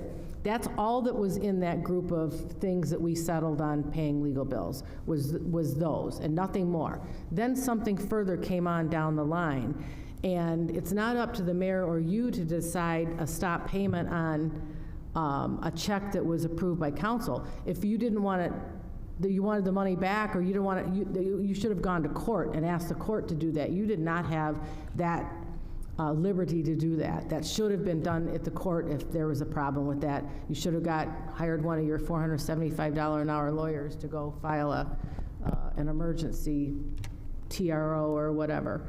But that was not the appropriate way to handle that, certainly in my opinion. Others, I'm sure, will disagree with me. But well, again, Richard Fox, City Controller, there was an agreement that the council and the mayor came to terms that the process would be that both sides' legal bills would be paid. Miller cans were put on the agenda along with Plunkett Cooney, and Plunkett Cooney's were approved and the Miller Canfields weren't. So we stopped payment on Miller Canfield because the agreement wasn't being upheld. It obviously went to court. The court agreed that the agreement needed to be upheld, and the council ultimately ultimately had to pay the bill, so. That's a different, But again, that's a different item, No, Mr. it's not the Fox. same exact item. And, well, we didn't approve the bills because there was no contract, no signed contract, we didn't have backup, The court, all that stuff was done, the court, whatever. You know what, it really doesn't matter. the council had to pay it. You know what, My point is we're going to have a policy now that you're not going to do this again. We will not allow it to happen. I'm just That's saying, it. council, to have that much power, just to say that if we approve something and no one can stop payment, no one can do anything about it, it weakens internal control, that's my opinion. Because if a check is on the list of bills and council approves it, On the list, but what if council has an item on the agenda to? we don't issue checks. This is nothing. You're not issuing checks, you're saying to pay something. No, this is checks. This is talking about checks. I don't think it's a good policy. This is talking about checks, Rick. It's check. Mr. President, Ms. Rogenson? through the chair to Mr. Fox, is there anything, what would you add to this policy if you were in disagreement with it? Well, I just think there's always checks and balances, so the council shouldn't have the authority just to order something be paid. In this particular. But that's what we do when we approve a check. In this particular case, the reason the check was voided. We are the checks and balances. I was in agreement. I think still have the always floor, have to be please. checks and balances and an opportunity to, if the council does something that we feel is improper and they're not following an agreement we have, then we void a check. And ultimately, we worked it out and the item got paid. But I don't think the council to have the ultimate authority of one branch of government just to say, when we approve something, it has to be paid with no questions asked. I don't think it's good internal control, in my opinion. So there's nothing about this particular policy that you would change, you just disagree with it in totality? No, I think most of the items are what we normally do, but I still think there's things outside that if the administration feels that an item that council said directed a payment of, which could happen outside the list of bills, that in the way it's written up, it says that the treasurer or the controller can't question it. It's got to be paid. So could you put something in there that says, in the event of illegal or improper, issuing or approval of some language to be put in that would remedy that? That'd be my recommendation. I mean, for the first judgment is that going to be? The whole procedure, no question or no information came to me to ask me regarding the process. Mr. Chair, I'm sorry to interrupt. Ms. Our Barnwell. auditors looked at this, Plant Moran, and they liked everything that we said in this proposal. Anything that would be illegal or anything like that, those specifications are already in our charter. This is a stop check policy only. And let me make it clear, council cannot just print checks. They can't just approve checks. That is outside of the authority of the charter and laws. So this is only speaking about check stop policy. So basically, if city council approves a check that's generated by the controllers, I as a treasurer can't say, well, I don't approve of that vendor. I don't approve of that payment. I'm not gonna send that out in the mail. That's not up to me. That's not up to my opinion, Rick's opinion, the mayor's opinion. This is the law. This is the financial policy we're already following, and other cities are following. This is what our auditors are looking for. And this check should have not been stopped. Now, to Rick's point, if they felt that, hey, this is not the court agreement that we had, that's fine. Then that should have gone to the court and then have a court order to stop that payment. You can't just decide to go in and stop a payment that's already been approved by this body. That doesn't follow the financial process. Mr. President. I yield. Mr. Kabczynski? I have a question for Mr. Fox, or Ms. Barnwell, either or. Number one, who is authorized on our checking account? I know, Ms. Barnwell, obviously you would be, but is the mayor or yourself also joint on the account? The whole internal control process is set up so that the controller's office prepares the checks, reviews everything, does the purchasing. The treasurer signs the checks and collects taxes. So Okay, so he signs the checks. So the mayor or yourself are not on the count as a signature? That's correct. Okay, it's just Miss Barnwell, and she's the only one. Okay, thank you. Any additional? Mr. President, Ms. Rogancy? is there instances, and correct me if I'm wrong, where council secretary signs checks? Yes. You approve checks. Can you walk me through those instances, just for my own education? Yep, I will get a request from the controllers. Let me give you, for instance. So in the attorney's office, they have to file a lawsuit on something, and they have to pay a filing fee maybe of $35, and they need to do it tomorrow, or whatever. They will request the controller's office to prepare documentation and then send it to me to approve that $35 or whatever. It's something that's needed. Sometimes it's a prepayment for a down payment for somebody to go take a class, an education, further education or something like that. And it goes through controller and purchase, like a bunch of departments before it gets. But then it's ultimately put on the list of bills and it's approved by the whole body. But this is just, there are things that have to be done quickly. That's the only time. And if it's anything, I always notify the whole council when I do that. It's, if it's $15 or $20 or whatever, I don't. But if anything that's substantial. So in those instances, does the treasurer also have to sign those checks? Yes, yes. So there's 2 signatures on those, in those checks? Well, there's 3 or 4 approvals on every check. There is the approval from, the controller submits it, probably the department submits it, the controller approves it, it goes to the mayor ultimately for approval, then it comes to us, and I sign everything that the council does. It's just ministerial. My signature goes on everything we do. Then it goes probably to the clerk, our results, goes to the treasurer. But we can't tomorrow, the checks go out the next day, right? So we don't have the ability to change our mind on something that's done here. So if we found something wrong, they send that check out, we have no recourse, right? Or is it Thursday? Well, you have till, I'm sorry. It's Thursday? You have till Friday at 10 to reconsider items, including list of bills. Okay. So we don't send them out till Friday at 10:01. Okay, thanks for correcting me. Another clarifying question. So all checks leaving the city are signed by the treasurer and multiple other folks? Unless it's like the DDA or other entities, most things are through the treasurer's office. When there's other entities, like the DDA, where actually Mr. Fox is the treasurer of the DDA. So his signature is on those checks. Understood. Thank you. Any additional? Mr. Kabczynski. I had 2 more questions that came up during that. So, Mr. Fox, or Ms. Barnwell, would be a true statement that the city of Warren is a mayor-strong city, correct? Okay. Is it also a correct, or in this policy, would the mayor or yourself have the ability to stop a payment on a check as you see it right now in this policy, your review of it? For normal items, with the exception of if the mayor, in this particular instance that we had with the agreement on the attorney bills, that... No, I'm sorry. My question is, has this, prior to this incident, has this ever come up before where the mayor or yourself have questioned the payment of a check, where it was stopped?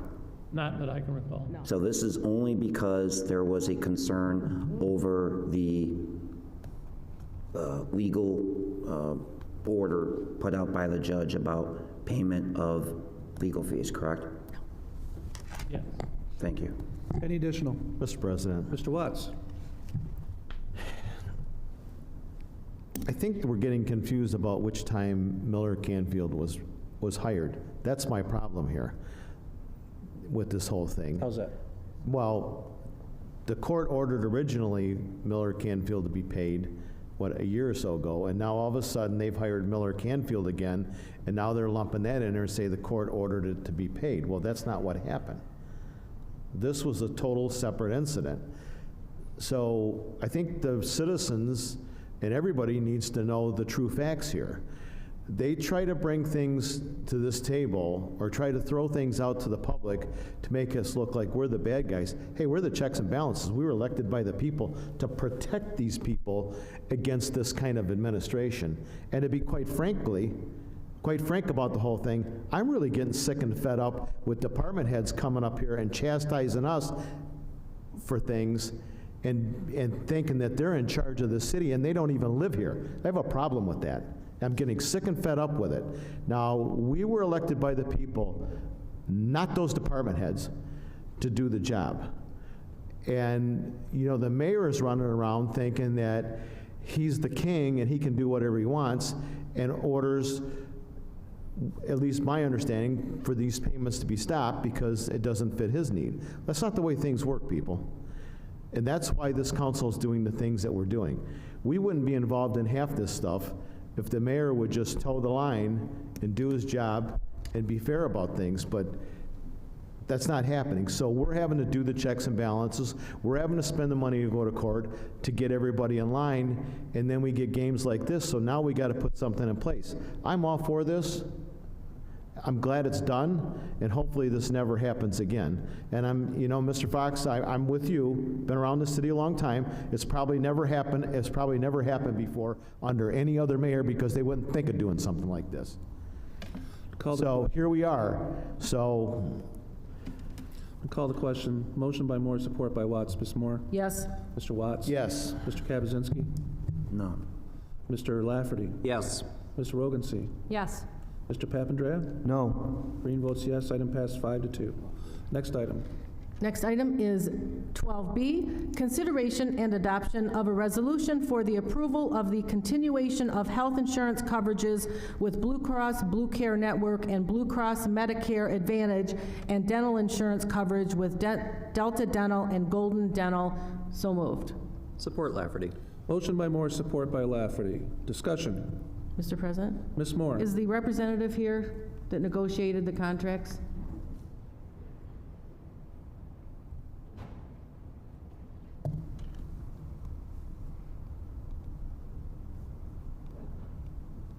Good evening, Council President Patrick Green and Council Secretary Mindy Moore, members of the City Council. Mr. Mueller, hello. How are you? Could you please explain how this compares to last year, where we're at, please, Mr. Mueller? I have Mark Mueller here, who basically put the package together and will present the detail to the City Council for your information. That's why I asked him the question. Thank you. Thank you.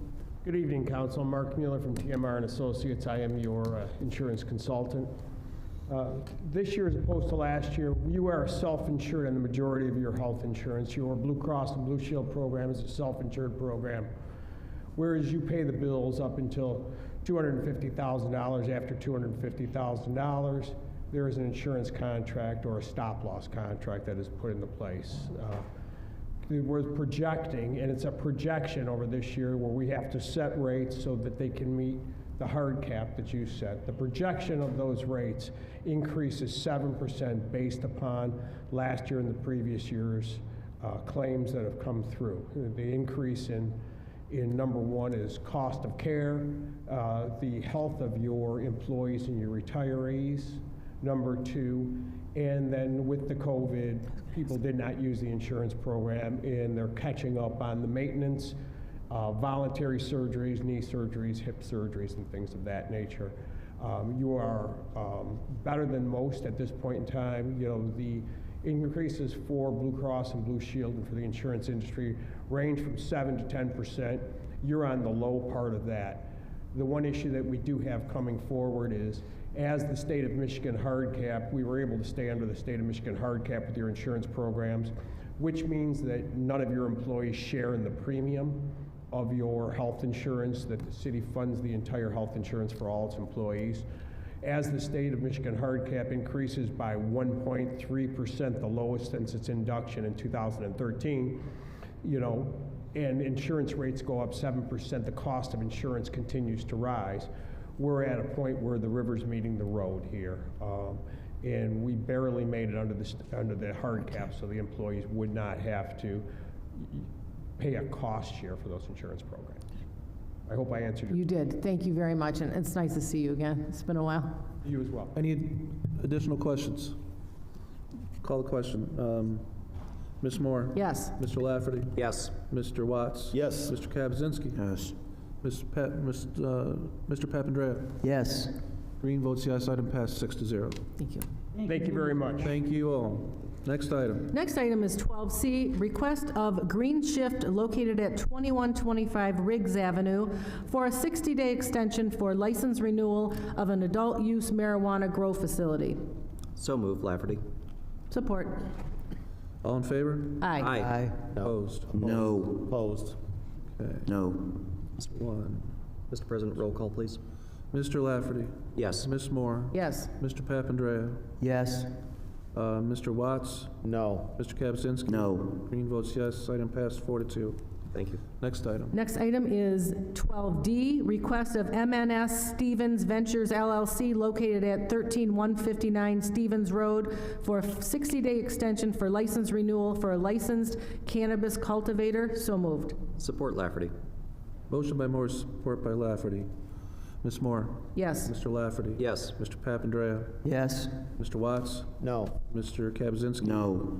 Green votes yes. Item passed 4-2. Next item. Next item is 12E, which is settlement in the matter of the estate of James E. Shomo versus City of Warren et al., Macomb County Circuit Court Case Number 2021-000711NO before the Honorable Diane Druzinski pursuant to the terms discussed in closed session. So moved. Support, Lafferty. Motion by Moore, support by Lafferty. Ms. Moore? Yes. Mr. Lafferty? Yes. Mr. Watts? No. Mr. Kaczynski? No. Mr. Papandrea? Yes. Green votes yes. Ms. Yes. Rogency? Item passed 5-2. Next item. Next item is 13A, Councilmember Jonathan Lafferty, discussion in re Body by Bruce litigation. So moved. Support, Lafferty, with discussion. Motion by Moore, support by Lafferty. Discussion, Mr. Lafferty. Thank you, Mr. President. Through the chair to Patrick in communications, if you could please bring up the presentation. Is it up? There it is. Thank you. Council will likely recall that on August 24th of last year, I presented a chronic blight issue in the 11 Mile and Mound neighborhood caused by the illegal use of property owned and not owned by Body by Bruce. This item received unanimous council support to send the issue to the Building Department, Property Maintenance, Zoning, and the City Attorney's Office for action. Ms. Moore added an amendment to direct the City Attorney's Office to come up with a plan if the property was not cleaned up. Next slide, please. Shortly thereafter, I received a call from Assistant City Attorney Caitlin Murphy, to whom this case was assigned on behalf of the City Attorney's Office. Subsequent to the council direction, the city attorney's office proceeded to two-track this approach. First, to seek relief in district court for all violations pending and all violations that were about to be served on Bruce Griffith, the owner of the properties in question. At the time, she would be gathering details to pursue a civil nuisance case in Macomb County Circuit Court, should Bruce fail to comply with judgments from the lower court, in this case, 37th District. Next slide, please. Almost 1 year to the date after I brought this item to council, and with the council's unanimous approval, nearly 20 years after the abuse of this property began, the neighbors finally won a small victory in court when Bruce pleaded guilty to misdemeanor charges related to the blight and illegal use of these properties, in addition to other civil infractions for unlicensed rental homes, unpaid water bills and taxes, junk, and excessive open storage. Next slide, please. Now, it's no secret that the council has had a strained relationship with City Attorney Ethan Vinson. So when he spoke during audience participation that he and his staff were ready to serve the community, that bolstered my confidence that the city attorney meant what he said and would follow through on the direction provided by council during that late August meeting. After all, per city charter, the city attorney is directly responsible to the city council. Next slide, please. However, that confidence began to erode, and one of the most concerning developments in this case since June is the controversial hiring of Cecil St. Pierre, the same attorney who was suspended in 2018 by the Michigan Attorney General for engaging in controversial probate practices. Also represented Body by Bruce owner Bruce Griffith, defending his illegal storage of junk and neighborhood nuisance that has now been going on close to 20 years, as I mentioned before. As this slide indicates, up until April 13th, Cecil St. Pierre represented Bruce Griffith. Now, I have significant reservations about the timing of the hiring of the individual who now serves as City Attorney 3. This is a position directly under the City Attorney, the attorney who is responsible for prosecuting the Body by Bruce case. There are legal procedures that must absolutely be engaged to ensure any conflict of interest is avoided and that those measures are in place to prevent Cecil St. Pierre from having access to all casework and maintain no contact with Bruce both in and out of the office. Go to the next slide, please. This is what my neighbors wake up to every morning. Next slide, please. This is the view from their front window. It's time for this madness to come to an end. And I promised, with the help of this council, that we would seek justice for this neighborhood.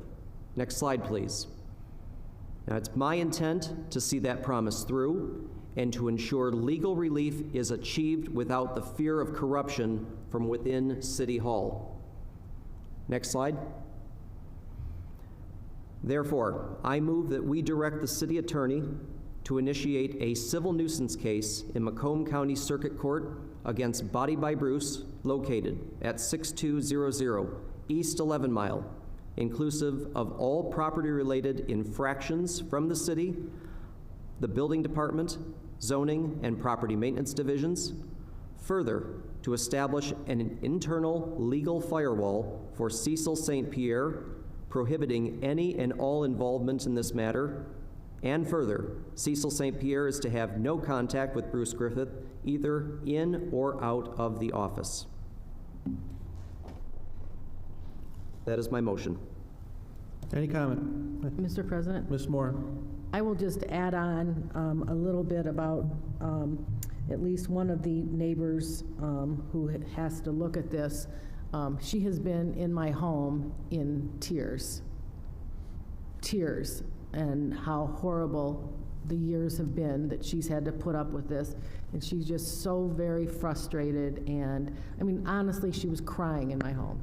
So I think something has to be done. This is just really, it has gone on too long. Thank you. Any additional? Mr. President. Mr. Watts. I've talked to numerous residents over there, and I drive by there on a regular basis, and it is an absolute disgusting mess, and it's been going on for years, long before I got on the council, and this needs to be cleaned up now. And I agree, no interference, some people should be taken out of play. Any further? Mr. President. Mr. Papandrea. I have no problem pushing this forward. I support this, but I want to disassociate myself with any negative comments towards any city employee. Caitlin Murphy, it sounds like, has been doing a wonderful job on this case, and I think she'll continue to do that. And I don't think it's necessary to drag down a fellow city employee. Thank you, Mr. Papandrea. Mr. Kabazinski. The one motion, Mr. Lafferty or the one issue I would take with Mr. Lafferty's motion is, I don't know if we have the authority to tell somebody what they can do in their off hours not working for the city. So if Cecil St. Pierre or this Bruce Griffin choose to associate with each other outside of work time in their own personal time, I don't see how this council would have the authority to do that. And part of Mr. Lafferty's motion was to have Mr. St. Pierre sequestered from Mr. Griffin in his personal time. That would be an action that the court would have to do as far as a court order.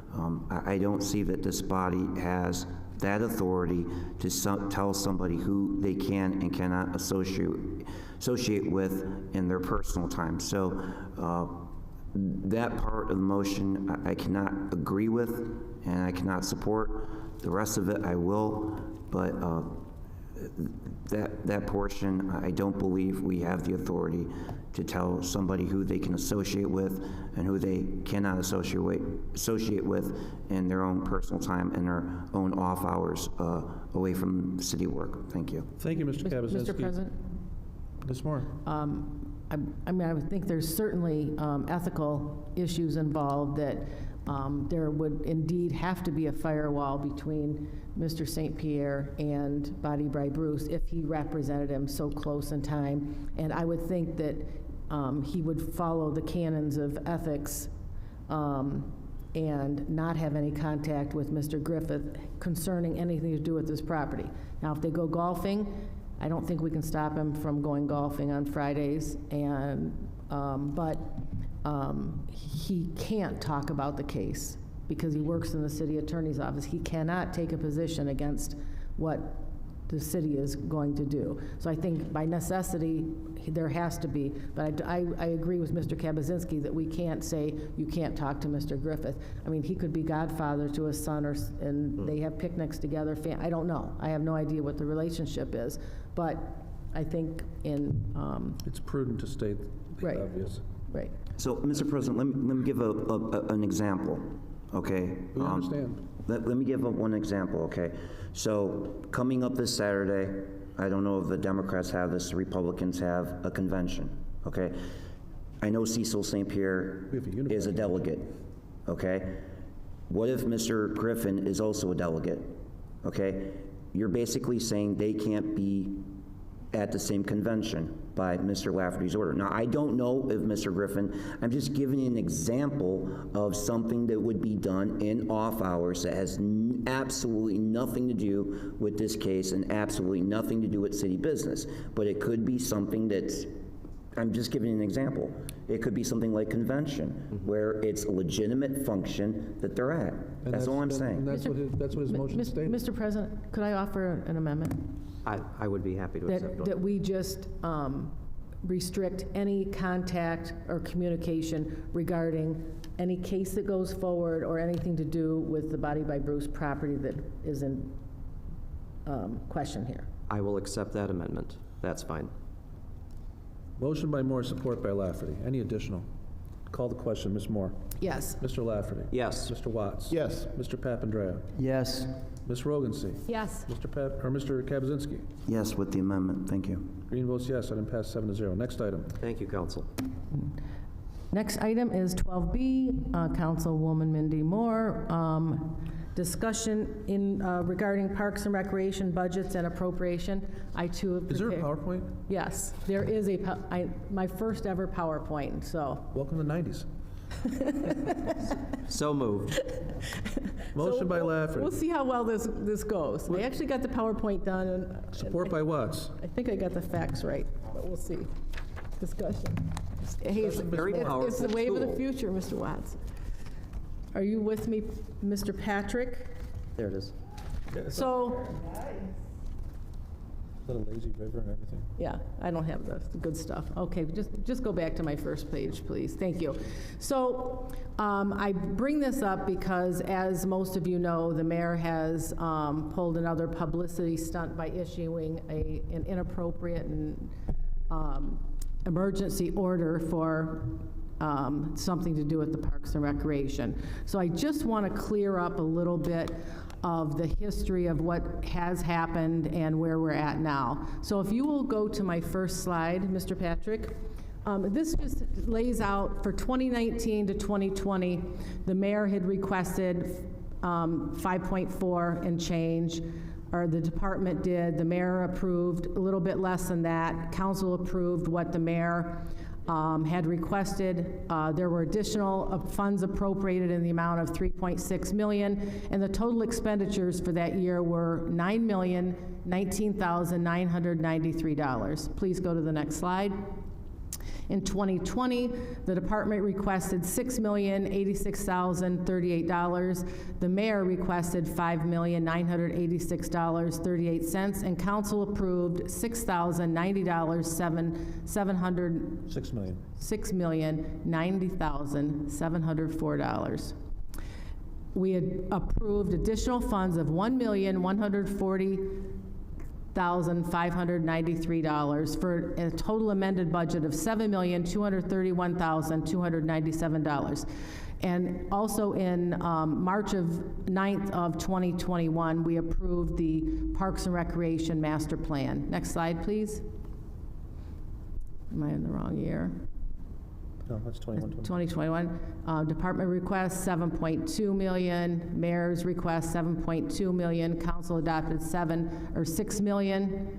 Did I say 6? You're reading the wrong numbers. I know, I just read it. 6.2, 6.2, and 6.9. We appropriated an additional $1 million, and we had an amended budget of $731,297, and we also we approved at that time $866,071 for the Veterans Park parking lot approved. That was in June of 2022. Next slide, please. So this year, the department requested $6,794,465. The mayor requested the same amount. In that amount was $1.7 million for a skate park that was going to use ARPA funds. Council rejected that expense and adopted a $5.2 million budget. We did add a recreation maintenance assistant position, and a new vehicle was purchased in July for $51,000. Next slide, please. So the mayor requested $1.6 million from ARPA funds for park cleanup now with no current bids, and council was not provided with confirmation from Guidehouse Inc. that this is the proper use of ARPA funds. There are strict guidelines on how these funds can be utilized. So we did not put this item on the agenda because the proper confirmations weren't there. Then another request was put in for $5.7 million for Parks and Rec projects. Council again was not provided with confirmation from Guidehouse. This item was not put on the agenda, and let's see where I'm at.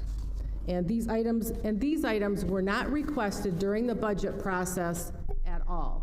We never heard anything about this until just a couple of weeks ago. Next slide, please. So the skate park, the $1.7 million that was proposed of ARPA funds to pay for the skate park, we rejected the use of the ARPA funds, but we budgeted $700,000 through the DDA, I believe, to start the RFP process and the planning process. Council approved the RFP and appointed councilperson, in fact, Mr. Lafferty, to participate in that process. We requested buy-in of the neighboring St. Anne's Church and Warren Consolidated Schools, as well as the residents in the immediate area. None of that's been complied with. We've not heard anything. I don't think Mr. Lafferty has been requested to participate in an RFP at all. Not yet. We had no idea how much it was going to cost, and that is why we didn't approve any funds in this budget until we got answers about how much all this was going to cost. And we need to find out if St. Anne's or the Warren Consolidated Schools or those neighbors have an objection to this going in their neighborhood. We need to know that before we go forward. And once the RFP process is complete and those costs are established, council will consider appropriate funds to develop the skate park. Next slide, please. The city received a little over $27 million in federal grants. Council has allocated $15 million plus for infrastructure projects, and council allocated $2 million for the 9 Mile and Shaner Modular Library, which nothing has been done. We've received no information about that yet. And funds are going to be needed from ARPA for fire stations, and council has a plan. We are going to create a master plan for expenditure of the remaining funds with input from the public. This whole emergency that's been created, it makes no sense. Once again, we got in July requests for $500,000 or $1 million to do cleanup in the parks that should have been done all along. This is no emergency at all, because this has happened over 15 years, and it was not mentioned in May, June, and all of a sudden now this is an emergency. And then there's something from Hubble, Roth, and Clark that was dated in June of this year, and then we got the request, and then the emergency was created after this. And the Hubble, Roth, and Clark includes this huge redo of Helmich Park, which we've never been involved with, and it's got a cricket park. We approved looking into the possibility of a cricket field, but we never decided where it was going to go. We've never heard any of the plans, what the process was. And these plans here call for tearing down the large pavilion at Helmich and all kinds of stuff that we have not been privy to. And it's really, and they're talking about taking ARPA funds, and I'd like Mr. Green to talk about the ARPA funds, if he could, and then maybe Mr. Schroeder about the emergency. But I just kind of wanted to set the stage. I hope it wasn't confusing. The numbers were... they're here. Millions, thousands. I know. But the ARPA funds, I had a good conversation with our consultant from Guidehouse Friday regarding ARPA funds. And the one thing that we have to understand is when we're allocating and encumbering these dollars to a project, there is an administrative column, meaning that, for example, save COVID, we would not have had these problems. We stopped spending money on certain things because things were shut down. So now with the ARPA funds, you're allowed to spend money on renovating parks, renovating facilities within the city. But that tower under administration has a cap of $10 million on it. And while $1.7 million in renovating the parks is a very good project to have, this is something myself, and I know Mr. Watts and others have talked about. We don't have a good preventative maintenance program in the city. We don't have an adequate building maintenance staff. And maintenance is a continuous thing. It's not an emergency. And you don't start, didn't this happen to us a couple years ago? We put $600,000 in mulch in the parks before an election? Yeah. Mm-hmm. That was an emergency, and no one knew where it was going to come from. So if we're going to have a renovation of parks, and which we already have funding within the budget, we need also to have a plan on what we're going to be doing going forward with these ARPA funds and how we're going to allocate it. So we're utilizing the not 1.7 million of ARPA funds and reducing that 10 million that we have to use. That should be coming out of our general Parks and Rec budget. I talked to as I said, I talked to the representative, and he'd be happy to meet with us, do some training, and talk about how these dollars, what he sees in other cities are the best application, and making sure you're maximizing your dollars and tying those into state dollars as well, whether it be through a Parks and Rec grant from the state or just doubling those dollars. That's what we need to be doing if we want to make a really big impact, on our city. And I would caution the administration that when you start playing fast and loose with federal funds, it will not end well. And to think that you're going to circumvent the council's authority in appropriating and spending those funds, you better think twice about that. Mr. Schroeder. Yeah, thank you. Thank you. I had an opportunity to review the emergency letter for this. It did not take long to conclude that this was not an actual emergency as defined in the ordinances of the city. Emergency purchases are permitted under the purchasing ordinance. This isn't a city charter power of the mayor or the administration to declare emergencies. It's it requires a case of an actual emergency requiring the immediate purchases of supplies or equipment that may affect the life, safety, or health of citizens. And when you look at an actual emergency, and I've seen this before, where it actually happened, you could have fires, floods, public utility problems, water main breaks, those type of things that are an emergency situation where you just don't have time to come to council. You don't have time to go get bids. There's just no time. So you need to act now to address the emergency. And that's what this ordinance is for. This appears to be a decades-long or even longer maintenance problem that has increased at in the park system. So it's a neglect and of maintenance, and now you need to get back on track with your maintenance. So if this is an emergency, then anything can be an emergency. So really, it's mind-boggling to me that they're continuing to use the emergency purchasing ordinance to somehow circumvent the council. So I don't see how this is an emergency under the law. Thank you. Mr. Moore. No, I'm done. Mr. Watts. So I see a pattern here. 600,000 for mulch just before the last election, and ignored the parks for the 12 years before that. And now, for all practical purposes, the mayor's a lame duck, and now he's trying to figure out, how can I make the council look bad so that I can figure out a way to get back on the ballot? So I'm going to start throwing out all this BS to the public and try to make you guys look bad. Well, we're here to protect the public. We put how much money into these parks in the almost 3 years we've been here, and what is the result? Not a whole lot. We're paying out millions of dollars each year to have a private firm come in and cut the grass. How well has that gone? Not too good. So if, one time we had 12 full-time parks employees that took care of the maintenance. And that included cutting the grass. They had the proper equipment, they did everything, and to be honest with you, from a guy that's lived in the city all his life, we used to have beautiful parks. We had wonderful parks. And what happened? This administration started eliminating staffing in every department.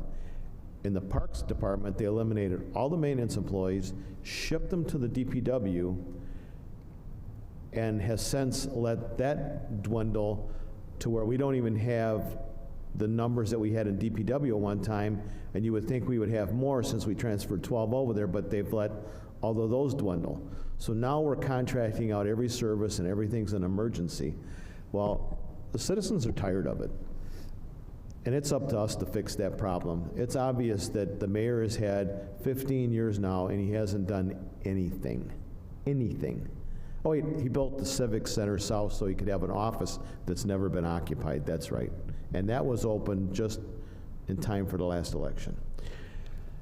So we're gonna guard your money, but we're gonna make sure you get your parks fixed, and we're gonna make sure you get it done the right way so that it lasts for a long time.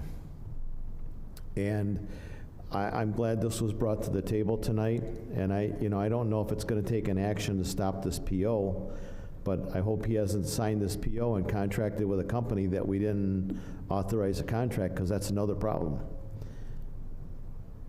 And you know me, driving with Councilman Gary, he'll be out looking in the parks to find out if somebody's working in these parks. And if I find them, hang on, baby. Any additional? Mr. President? Mr. Kabazinski. So I believe, and I'm sure Assistant Secretary Lafferty will correct me, I think it was Wednesday the 17th, we had a Park and Recreation Committee meeting. That's correct. And Mr. Chicado and the commission went over exactly what was going on with the parks, what was going on with the skate park, about the construction with the splash pad at Wigan Park, and how they were trying to take care of the irrigation and that they ran into a problem over there. and what was going on with the skate park right now. And I believe he went over the fines and finances as well. So there was audience.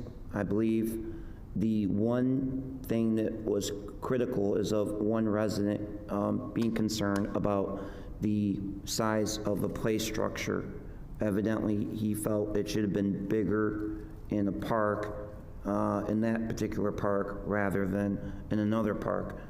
So it's, again, this us against them kind of thing between the south and the north end of Warren is what I took from it. I don't know if Mr. Lafferty took the same thing or not, but I'm not going to speak for you. You can speak for yourself. But, you know, the Parks Commission there didn't really have anything critical to say about Mr. Tocato's leadership or his expenditure of the monies.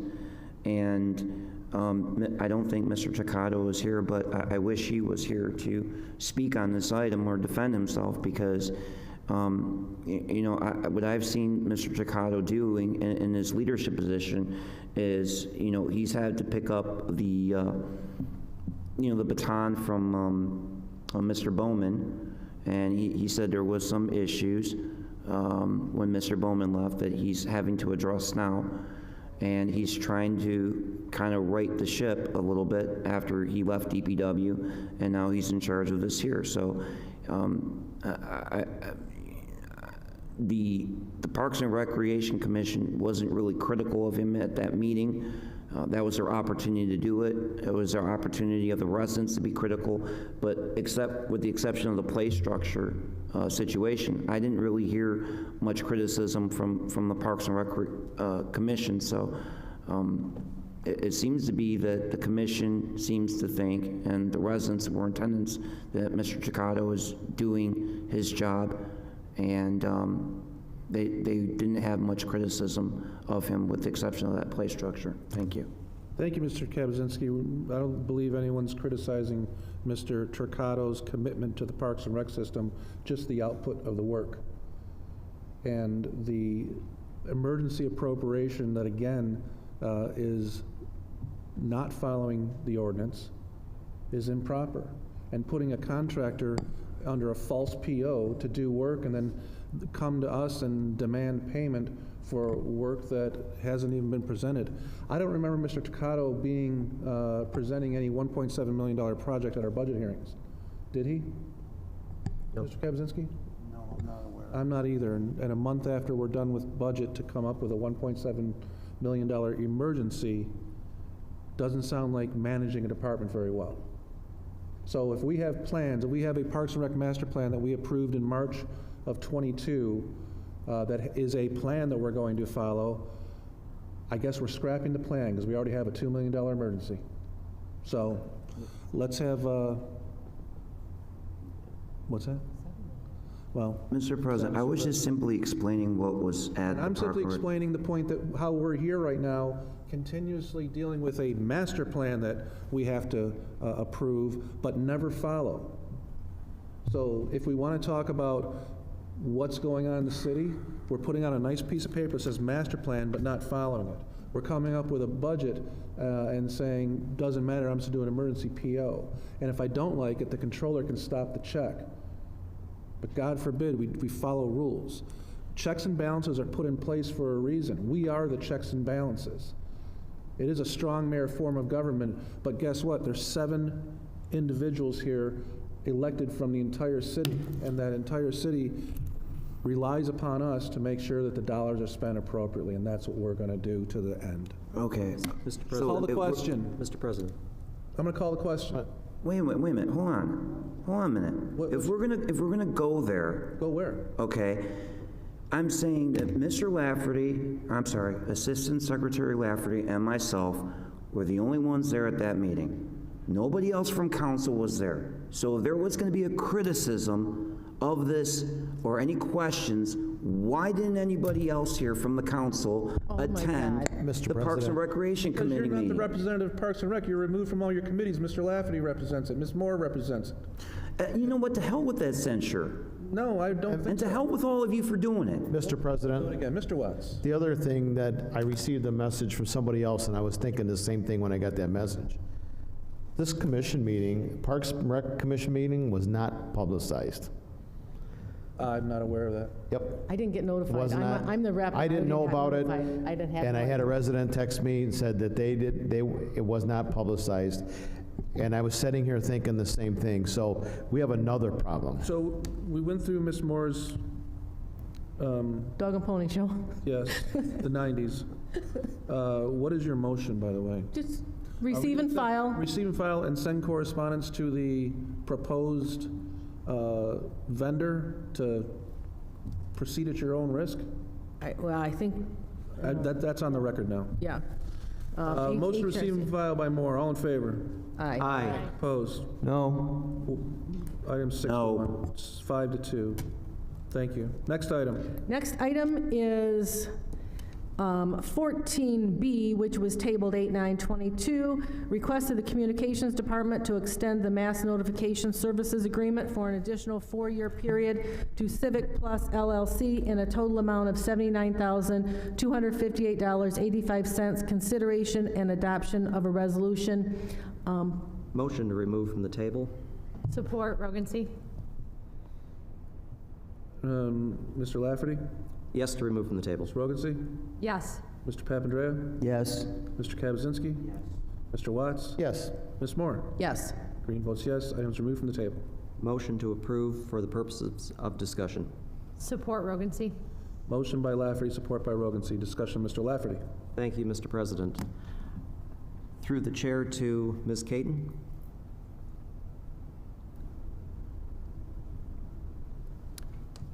Now, I did a comparison to the materials that were in our e-packet from last meeting compared to this meeting, and the materials have not changed. So, Ms. Caton, good evening. Good evening, how are you? Very well, ma'am. Thank you for asking. I am looking at the statement of work for GSA Civic Plus for a total amount, first-year fees of $18,945. Okay. My first question about this, can you please tell me at what council meeting this agreement was approved at? The first year it was not because it was under the threshold of the 20,000. I'm sorry, can you speak up, please? I'm sorry, got the mask on. Is this a little bit better? That's better. We met, all of us, with the committee of the whole, and it was discussed there because the amount came under the threshold that was necessary for, now I'm feeding back, that was necessary for council to move forward. So we were able to do a first-year contract, and the second year, we had to bring that to you because at that point, it's my understanding through the purchasing agent that that second year would be additional funding, and that would take us over the threshold, and at that point, we would have to bring that to council for approval. So that's why we are here today.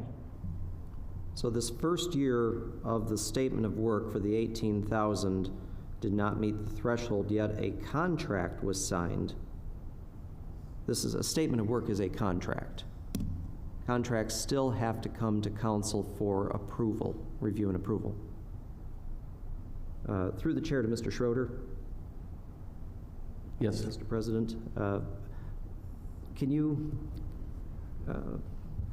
add some color to the particulars around differences or statements of work that don't meet the threshold for council approval of the $20,000 threshold? Would we still have? Through the chair, I think there's some confusion here. There is a $20,000 threshold for professional or technical services, which requires an RFP. There is the separate question of entering into a contract on behalf of the city with a vendor, which by city charter, section 14.1, I've come to memorize that, requires city council approval. So an administrator or the mayor or anyone in the city cannot contract on behalf of the city without council approval. That's one issue. The second issue is the RFP, over $20,000 for professional or technical services, unless they can somehow identify this as a sole source provider, is an issue. And even though that's under $20,000, you can't come and extend it for $80,000, which is 4 times the threshold through the extension process. So I'm a little bit confused and concerned. Thank you. That's, and I needed the distinction between the two issues because I went back, I looked through the contracts that the city clerk provides to us now as a result of this body taking action saying that we needed 90-day notice, and I did not see that contract here, and so that immediately led me on a search of when this was approved by the council body, and lo and behold, I did not see anything. So that's the question that I've asked the city attorney, or the council attorney. This contract is illegal. This contract does not have the full weight and authority of having been approved by the council. So I'm in a quandary. Now that you're asking to build a brand new contract, which, by the way, is not included here. This is a statement of work, not a master services agreement. There are no terms and conditions for a 4-year agreement, for renewal terms other than the cover letter and a resolution. That does not all add up to a contract or a master services agreement with this vendor. So the statements of work are for a given period of time. They're defined to begin and end at a certain time. You don't renew a statement of work.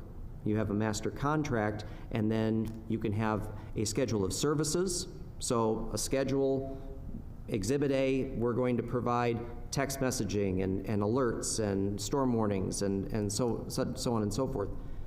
That's what you have in your schedule of services, your exhibits, and those comprise a contract.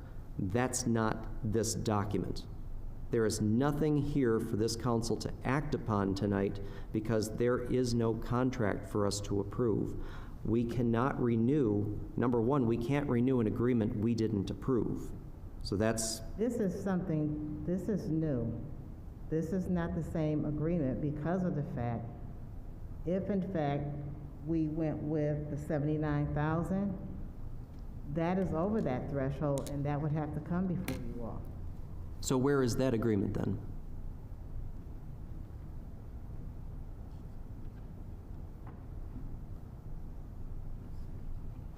I see what you're saying.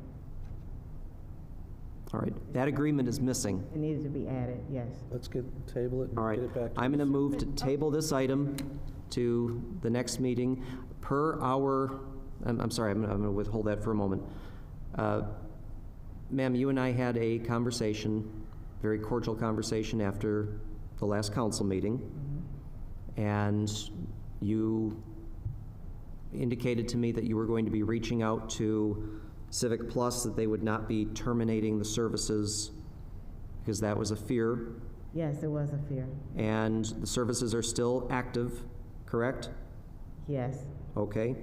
So I'm certain with the help of Mr. Fox or maybe the city attorney's office, you can reach out, purchasing, and negotiate a additional time period with them and keeping the service up and running until we can determine if this is the service that we want to pursue. If it's not, and they say, hey, you know what, we've been providing services to you from May on without being paid, and we're not going to do it anymore, well, then I guess perhaps we should have entered into an agreement correctly.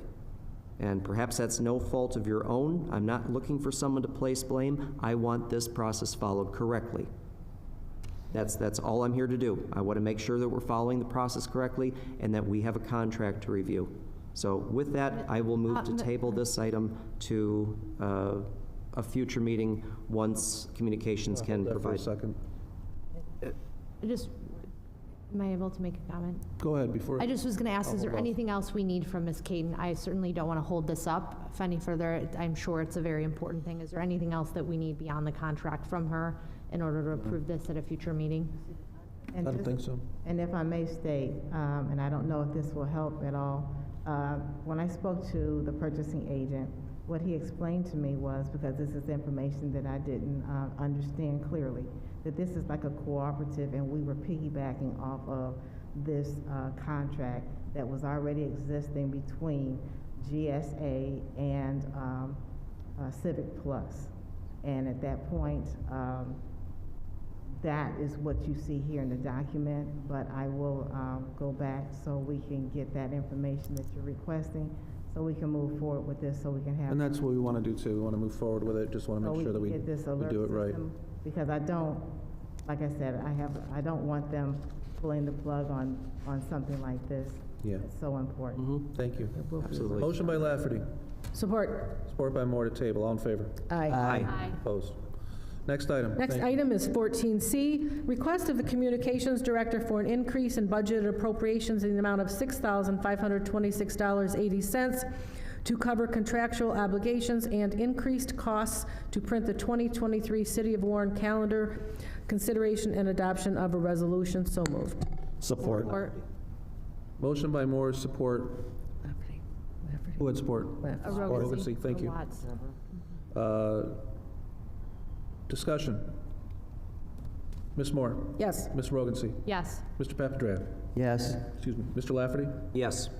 Mr. Watts? Yes. Mr. Kaczynski? Yes. Green votes yes. Item passed 7-0. Next item. Next item is 14D, request of the Communications Department to award bid ITBW 0716 for printing of the 2023 city calendar and 2022 annual report to Printwell in an amount not to exceed $45,757.80, consideration and adoption of a resolution. So moved. Support, Rogancy. Motion by Moore, support by Rogancy. Discussion. Mr. Lafferty? Thank you. Through the chair to Ms. Caton, do you have an approximate time when these calendars will be delivered? I remember last year that they were delayed, and there was significant chatter, questions coming up. Yes, Can we get these out a little sooner? It was delayed due to the paper shortage, so hopefully we can get this thing going and have everything out, and have everything out by the first part of December, last part of November. That would be wonderful. Thank you so much. No further questions. Ms. Moore? Yes. Ms. Rogancy? Yes. Mr. Papandrea? Yes. Mr. Kaczynski? Yes. Mr. Lafferty? Yes. Mr. Watts? Yes. Green votes yes. Item passed 7-0. Thank you. Thank you. Next item. Next item is 14E, request of the Public Service Director for an increase in budgeted appropriations in the amount of $500,000 to transfer to the Special Assessment Revolving Fund account to pre-fund the costs to demolish dangerous structures, consideration and adoption of a resolution. So moved. Support, Rogancy. Motion by Moore, support by Rogancy. Discussion. Mr. Watts? I read the document, the backup document, and the numbers aren't jiving to me. And I don't know if I missed something, but I'm kind of troubled that we just approved the budget and now they need another $500,000 to this. We talked about it during the budget. Oh, wait, no. No, wait, they didn't show That up. would be if a department head would have showed up for the budget hearing. So I would make a motion to table this unless there's somebody here that can address this issue to council. My motion would be to table. Mr. President, Motion by Watts. could we, well, we could change the motion and do it piece by piece. I don't think we should do 500,000 up front. I think we should do it in chunks. There's not support for the tabling motion. I'll support the table. Motion by Watts, support by Moore to table. Mr. Watts? Yes. Ms. Moore? Yes. Mr. Lafferty? Yes. Mr. Kaczynski? No. Mr. Papandrea? No. Ms. Rogancy? No. Green votes yes. Item's tabled 4-3. Next item. Next item is 14G, which was 4M on the consent agenda. Missed one. What did I miss? F. I'm sorry. Request of the Assessing Department to approve the purchase of one 2022 Chevrolet Malibu through the Oakland County Cooperative Vehicle Contract number 005218, consideration and adoption of a resolution. So moved. Support Rogan. Motion by Lafferty, support by Watts. Discussion. Mr. President? Mr. Watts. The vehicle subcommittee met beforehand. We're good with this. They're replacing another ancient vehicle that's falling apart, what have you. Unfortunately, it's not going to be white like the rest of them, but they're getting an ash gray that will still work. I mean, at least we can get a vehicle right away, so Okay. We're all good. Thank you. Call the question, Mr. Lafferty. Yes. Mr. Watts. Yes. Mr. Kaczynski. Yes. Ms. Rogansey. Yes. Mr. Papandrea. Yes. Ms. Moore. Yes. Green votes yes. Item passed 7-0. Next item. Next item is 14G, which was 4M, request to schedule a public hearing to establish a commercial rehabilitation district pursuant to Public Act 210 of 2005 as amended for Graphics Michigan 1 LLC, Emerald Business Park owner, 21445 Hoover, Warren, Michigan, parcel ID number 1334426 to set a public hearing date for September 27, 2022. Motion to approve with discussion. Support Lafferty. Motion by Moore, support by Lafferty. Discussion, Ms. Moore. Thank you. This property appears to be a property that is involved in the marijuana litigation, and I think we need a report from the city attorney's office on what is going on with this, because this property is part of the, when the Ongoing litigation. yeah. So I don't know how they can be doing this to the property and then it also be part of the litigation that they're going to be putting a medical marijuana facility in here perhaps. So If they're in active litigation with us and they are trying to get some type of abatement for a new tenant, then that's going to change I think that should change their standing in the case. But let's get a we shall see. Let's get a legal opinion. So Yeah. that's my motion is to get a legal opinion. In addition to approving the public hearing. Yes. Any additional? Mr. President. Mr. Kaczynski. My understanding is this is where they were doing, they were having the batteries built or whatever. This was a battery complex. I didn't know that they were allowed to do marijuana grow there.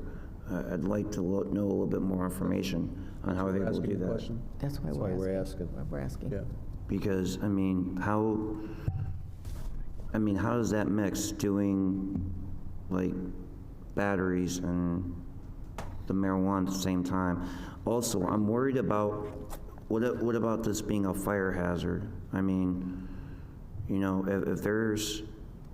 If there's a problem, an industrial fire that happens at the battery complex, and you have a pot grow facility next door, boy, everybody in the south end is gonna smell it, because it's like lit up. You're gonna have pot all over, there's pot scent all over the south end, so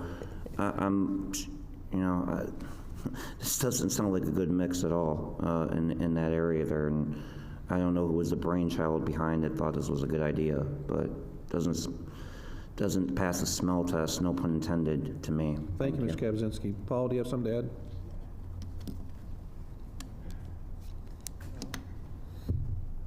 I wanted to add something to the previous item. I wanted to get up and we table it really quick. I wanted to add some information about where that funding would come, where that funding goes to. Oh, the 500,000 one? Yeah, I just wanted to say, basically, during our COVID and loss to Mr. Johnson, I've amped up the nuisance and abatement. So now, right now, I have 10 houses that need to go. I have Pampa Lanes is about to go down. And so we need the funding to tear these buildings down to pay these contractors.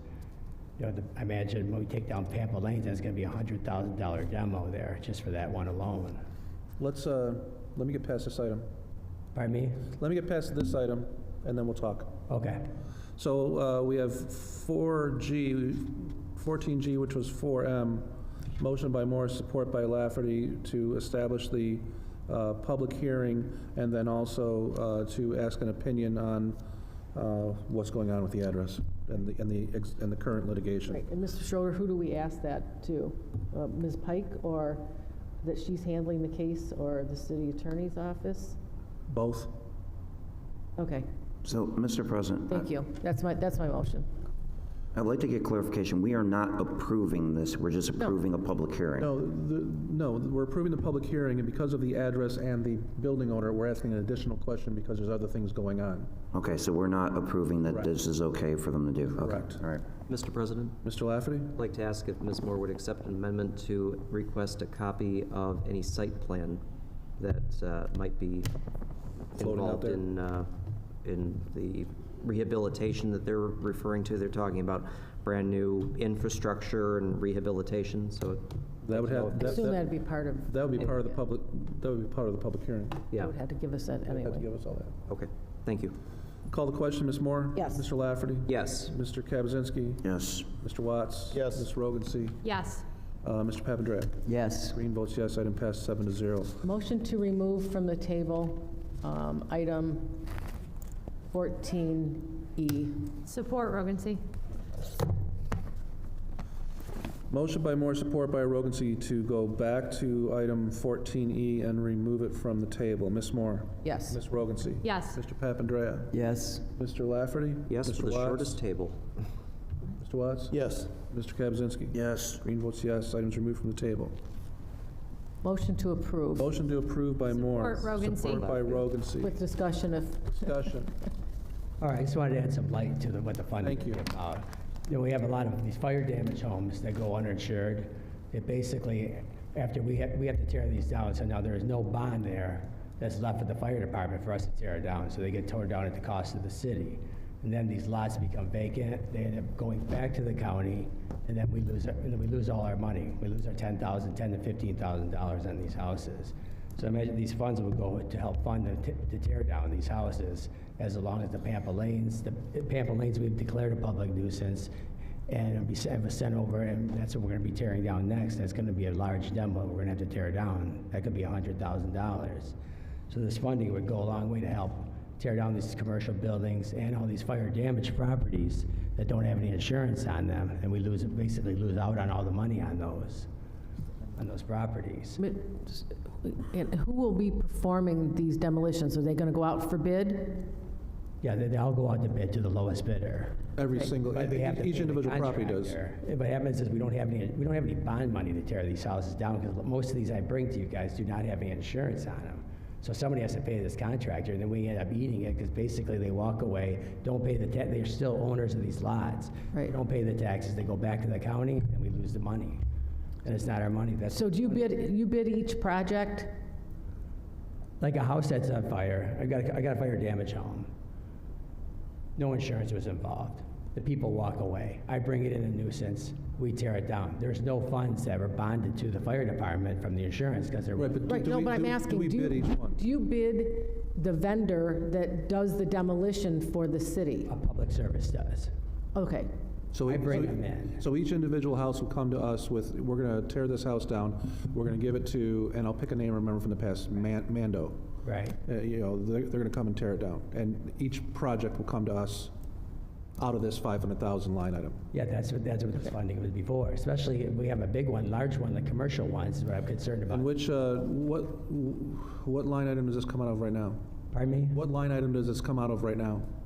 I'm sorry, I can't, I hear you back. Sorry, what line item does this come out of right now? That I'm not sure of. I guess what I'm asking, if you're asking for 500,000, what do you got in your budget right now for it, and how much do you have? That I'm unsure of, Pat. All I know is we need the additional funds for these larger projects. you have to look at the budget.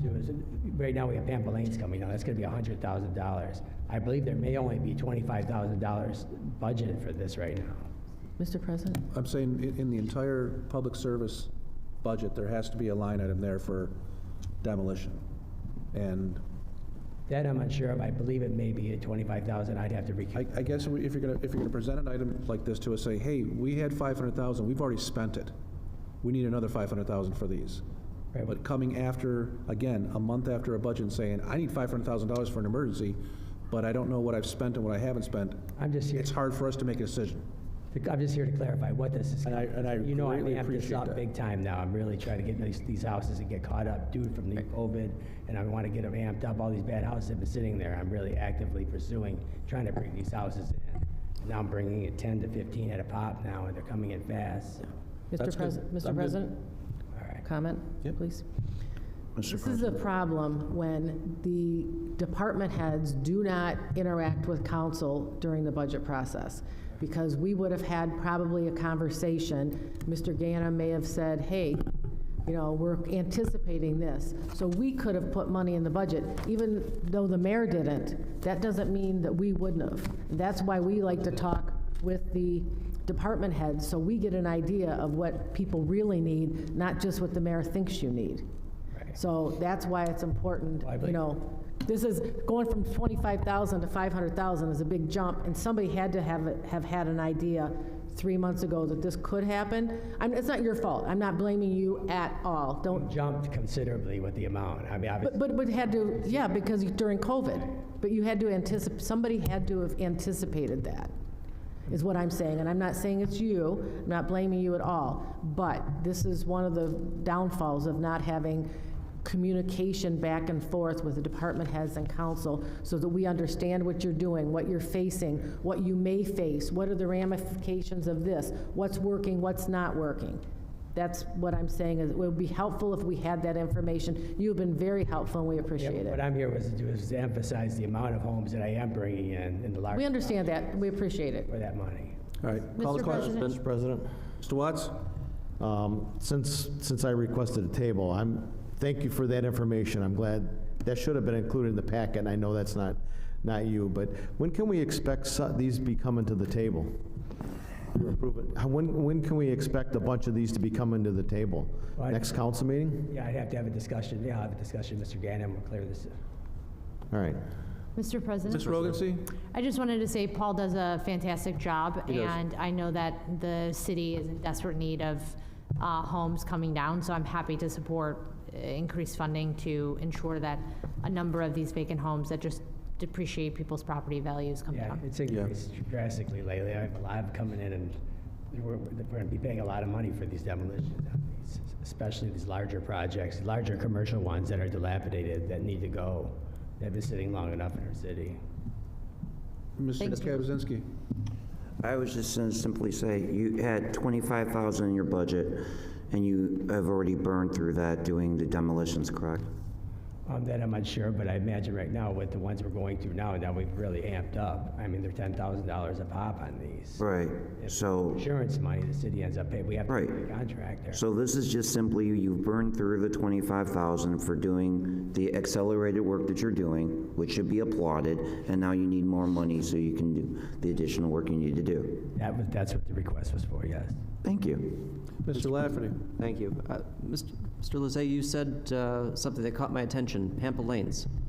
Yes, that will be coming to you for I have sent that to public service for removal.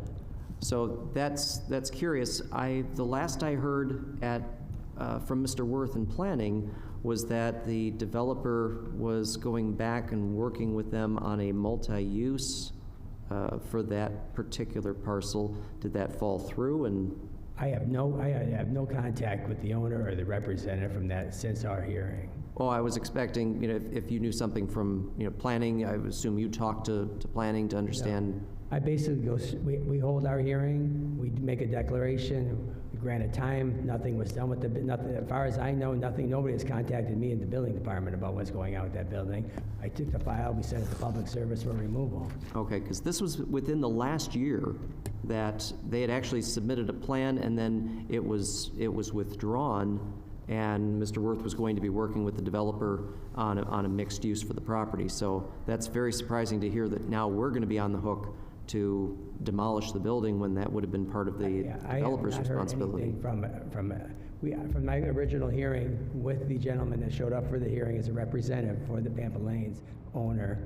Basically, he was given time to do something with that building, sell it, and have something done with it. As of right now, it's Has he walked same time away? as our hearing. That's all I know of that. In my last hearing, excuse me, little horse, But from our last hearing, I have not heard any word or seen any action on that building since my hearing. No, I'm So I- ecstatic that it's going to be coming down. I want it down just like everyone else does. I was fully expecting it to be redeveloped and that the developer would be responsible and on the hook to pay that, not the city. So will we be able to go after the current owner of the property to recoup those costs? We would actually, we would probably, most likely, I imagine we put liens on these properties there, so the next owner, somebody would have to have liens. Okay. All right, thank you. Any additional? Call the question, Ms. Moore? Yes. Mr. Rogancy? Yes. Mr. Papandrea? Yes. Mr. Lafferty? Yes. Mr. Watts? Yes. Mr. Kaczynski? Yes. Green votes yes. Item passed 7-0. Next item. Motion to adjourn. All in favor? Aye. Opposed? We're adjourned.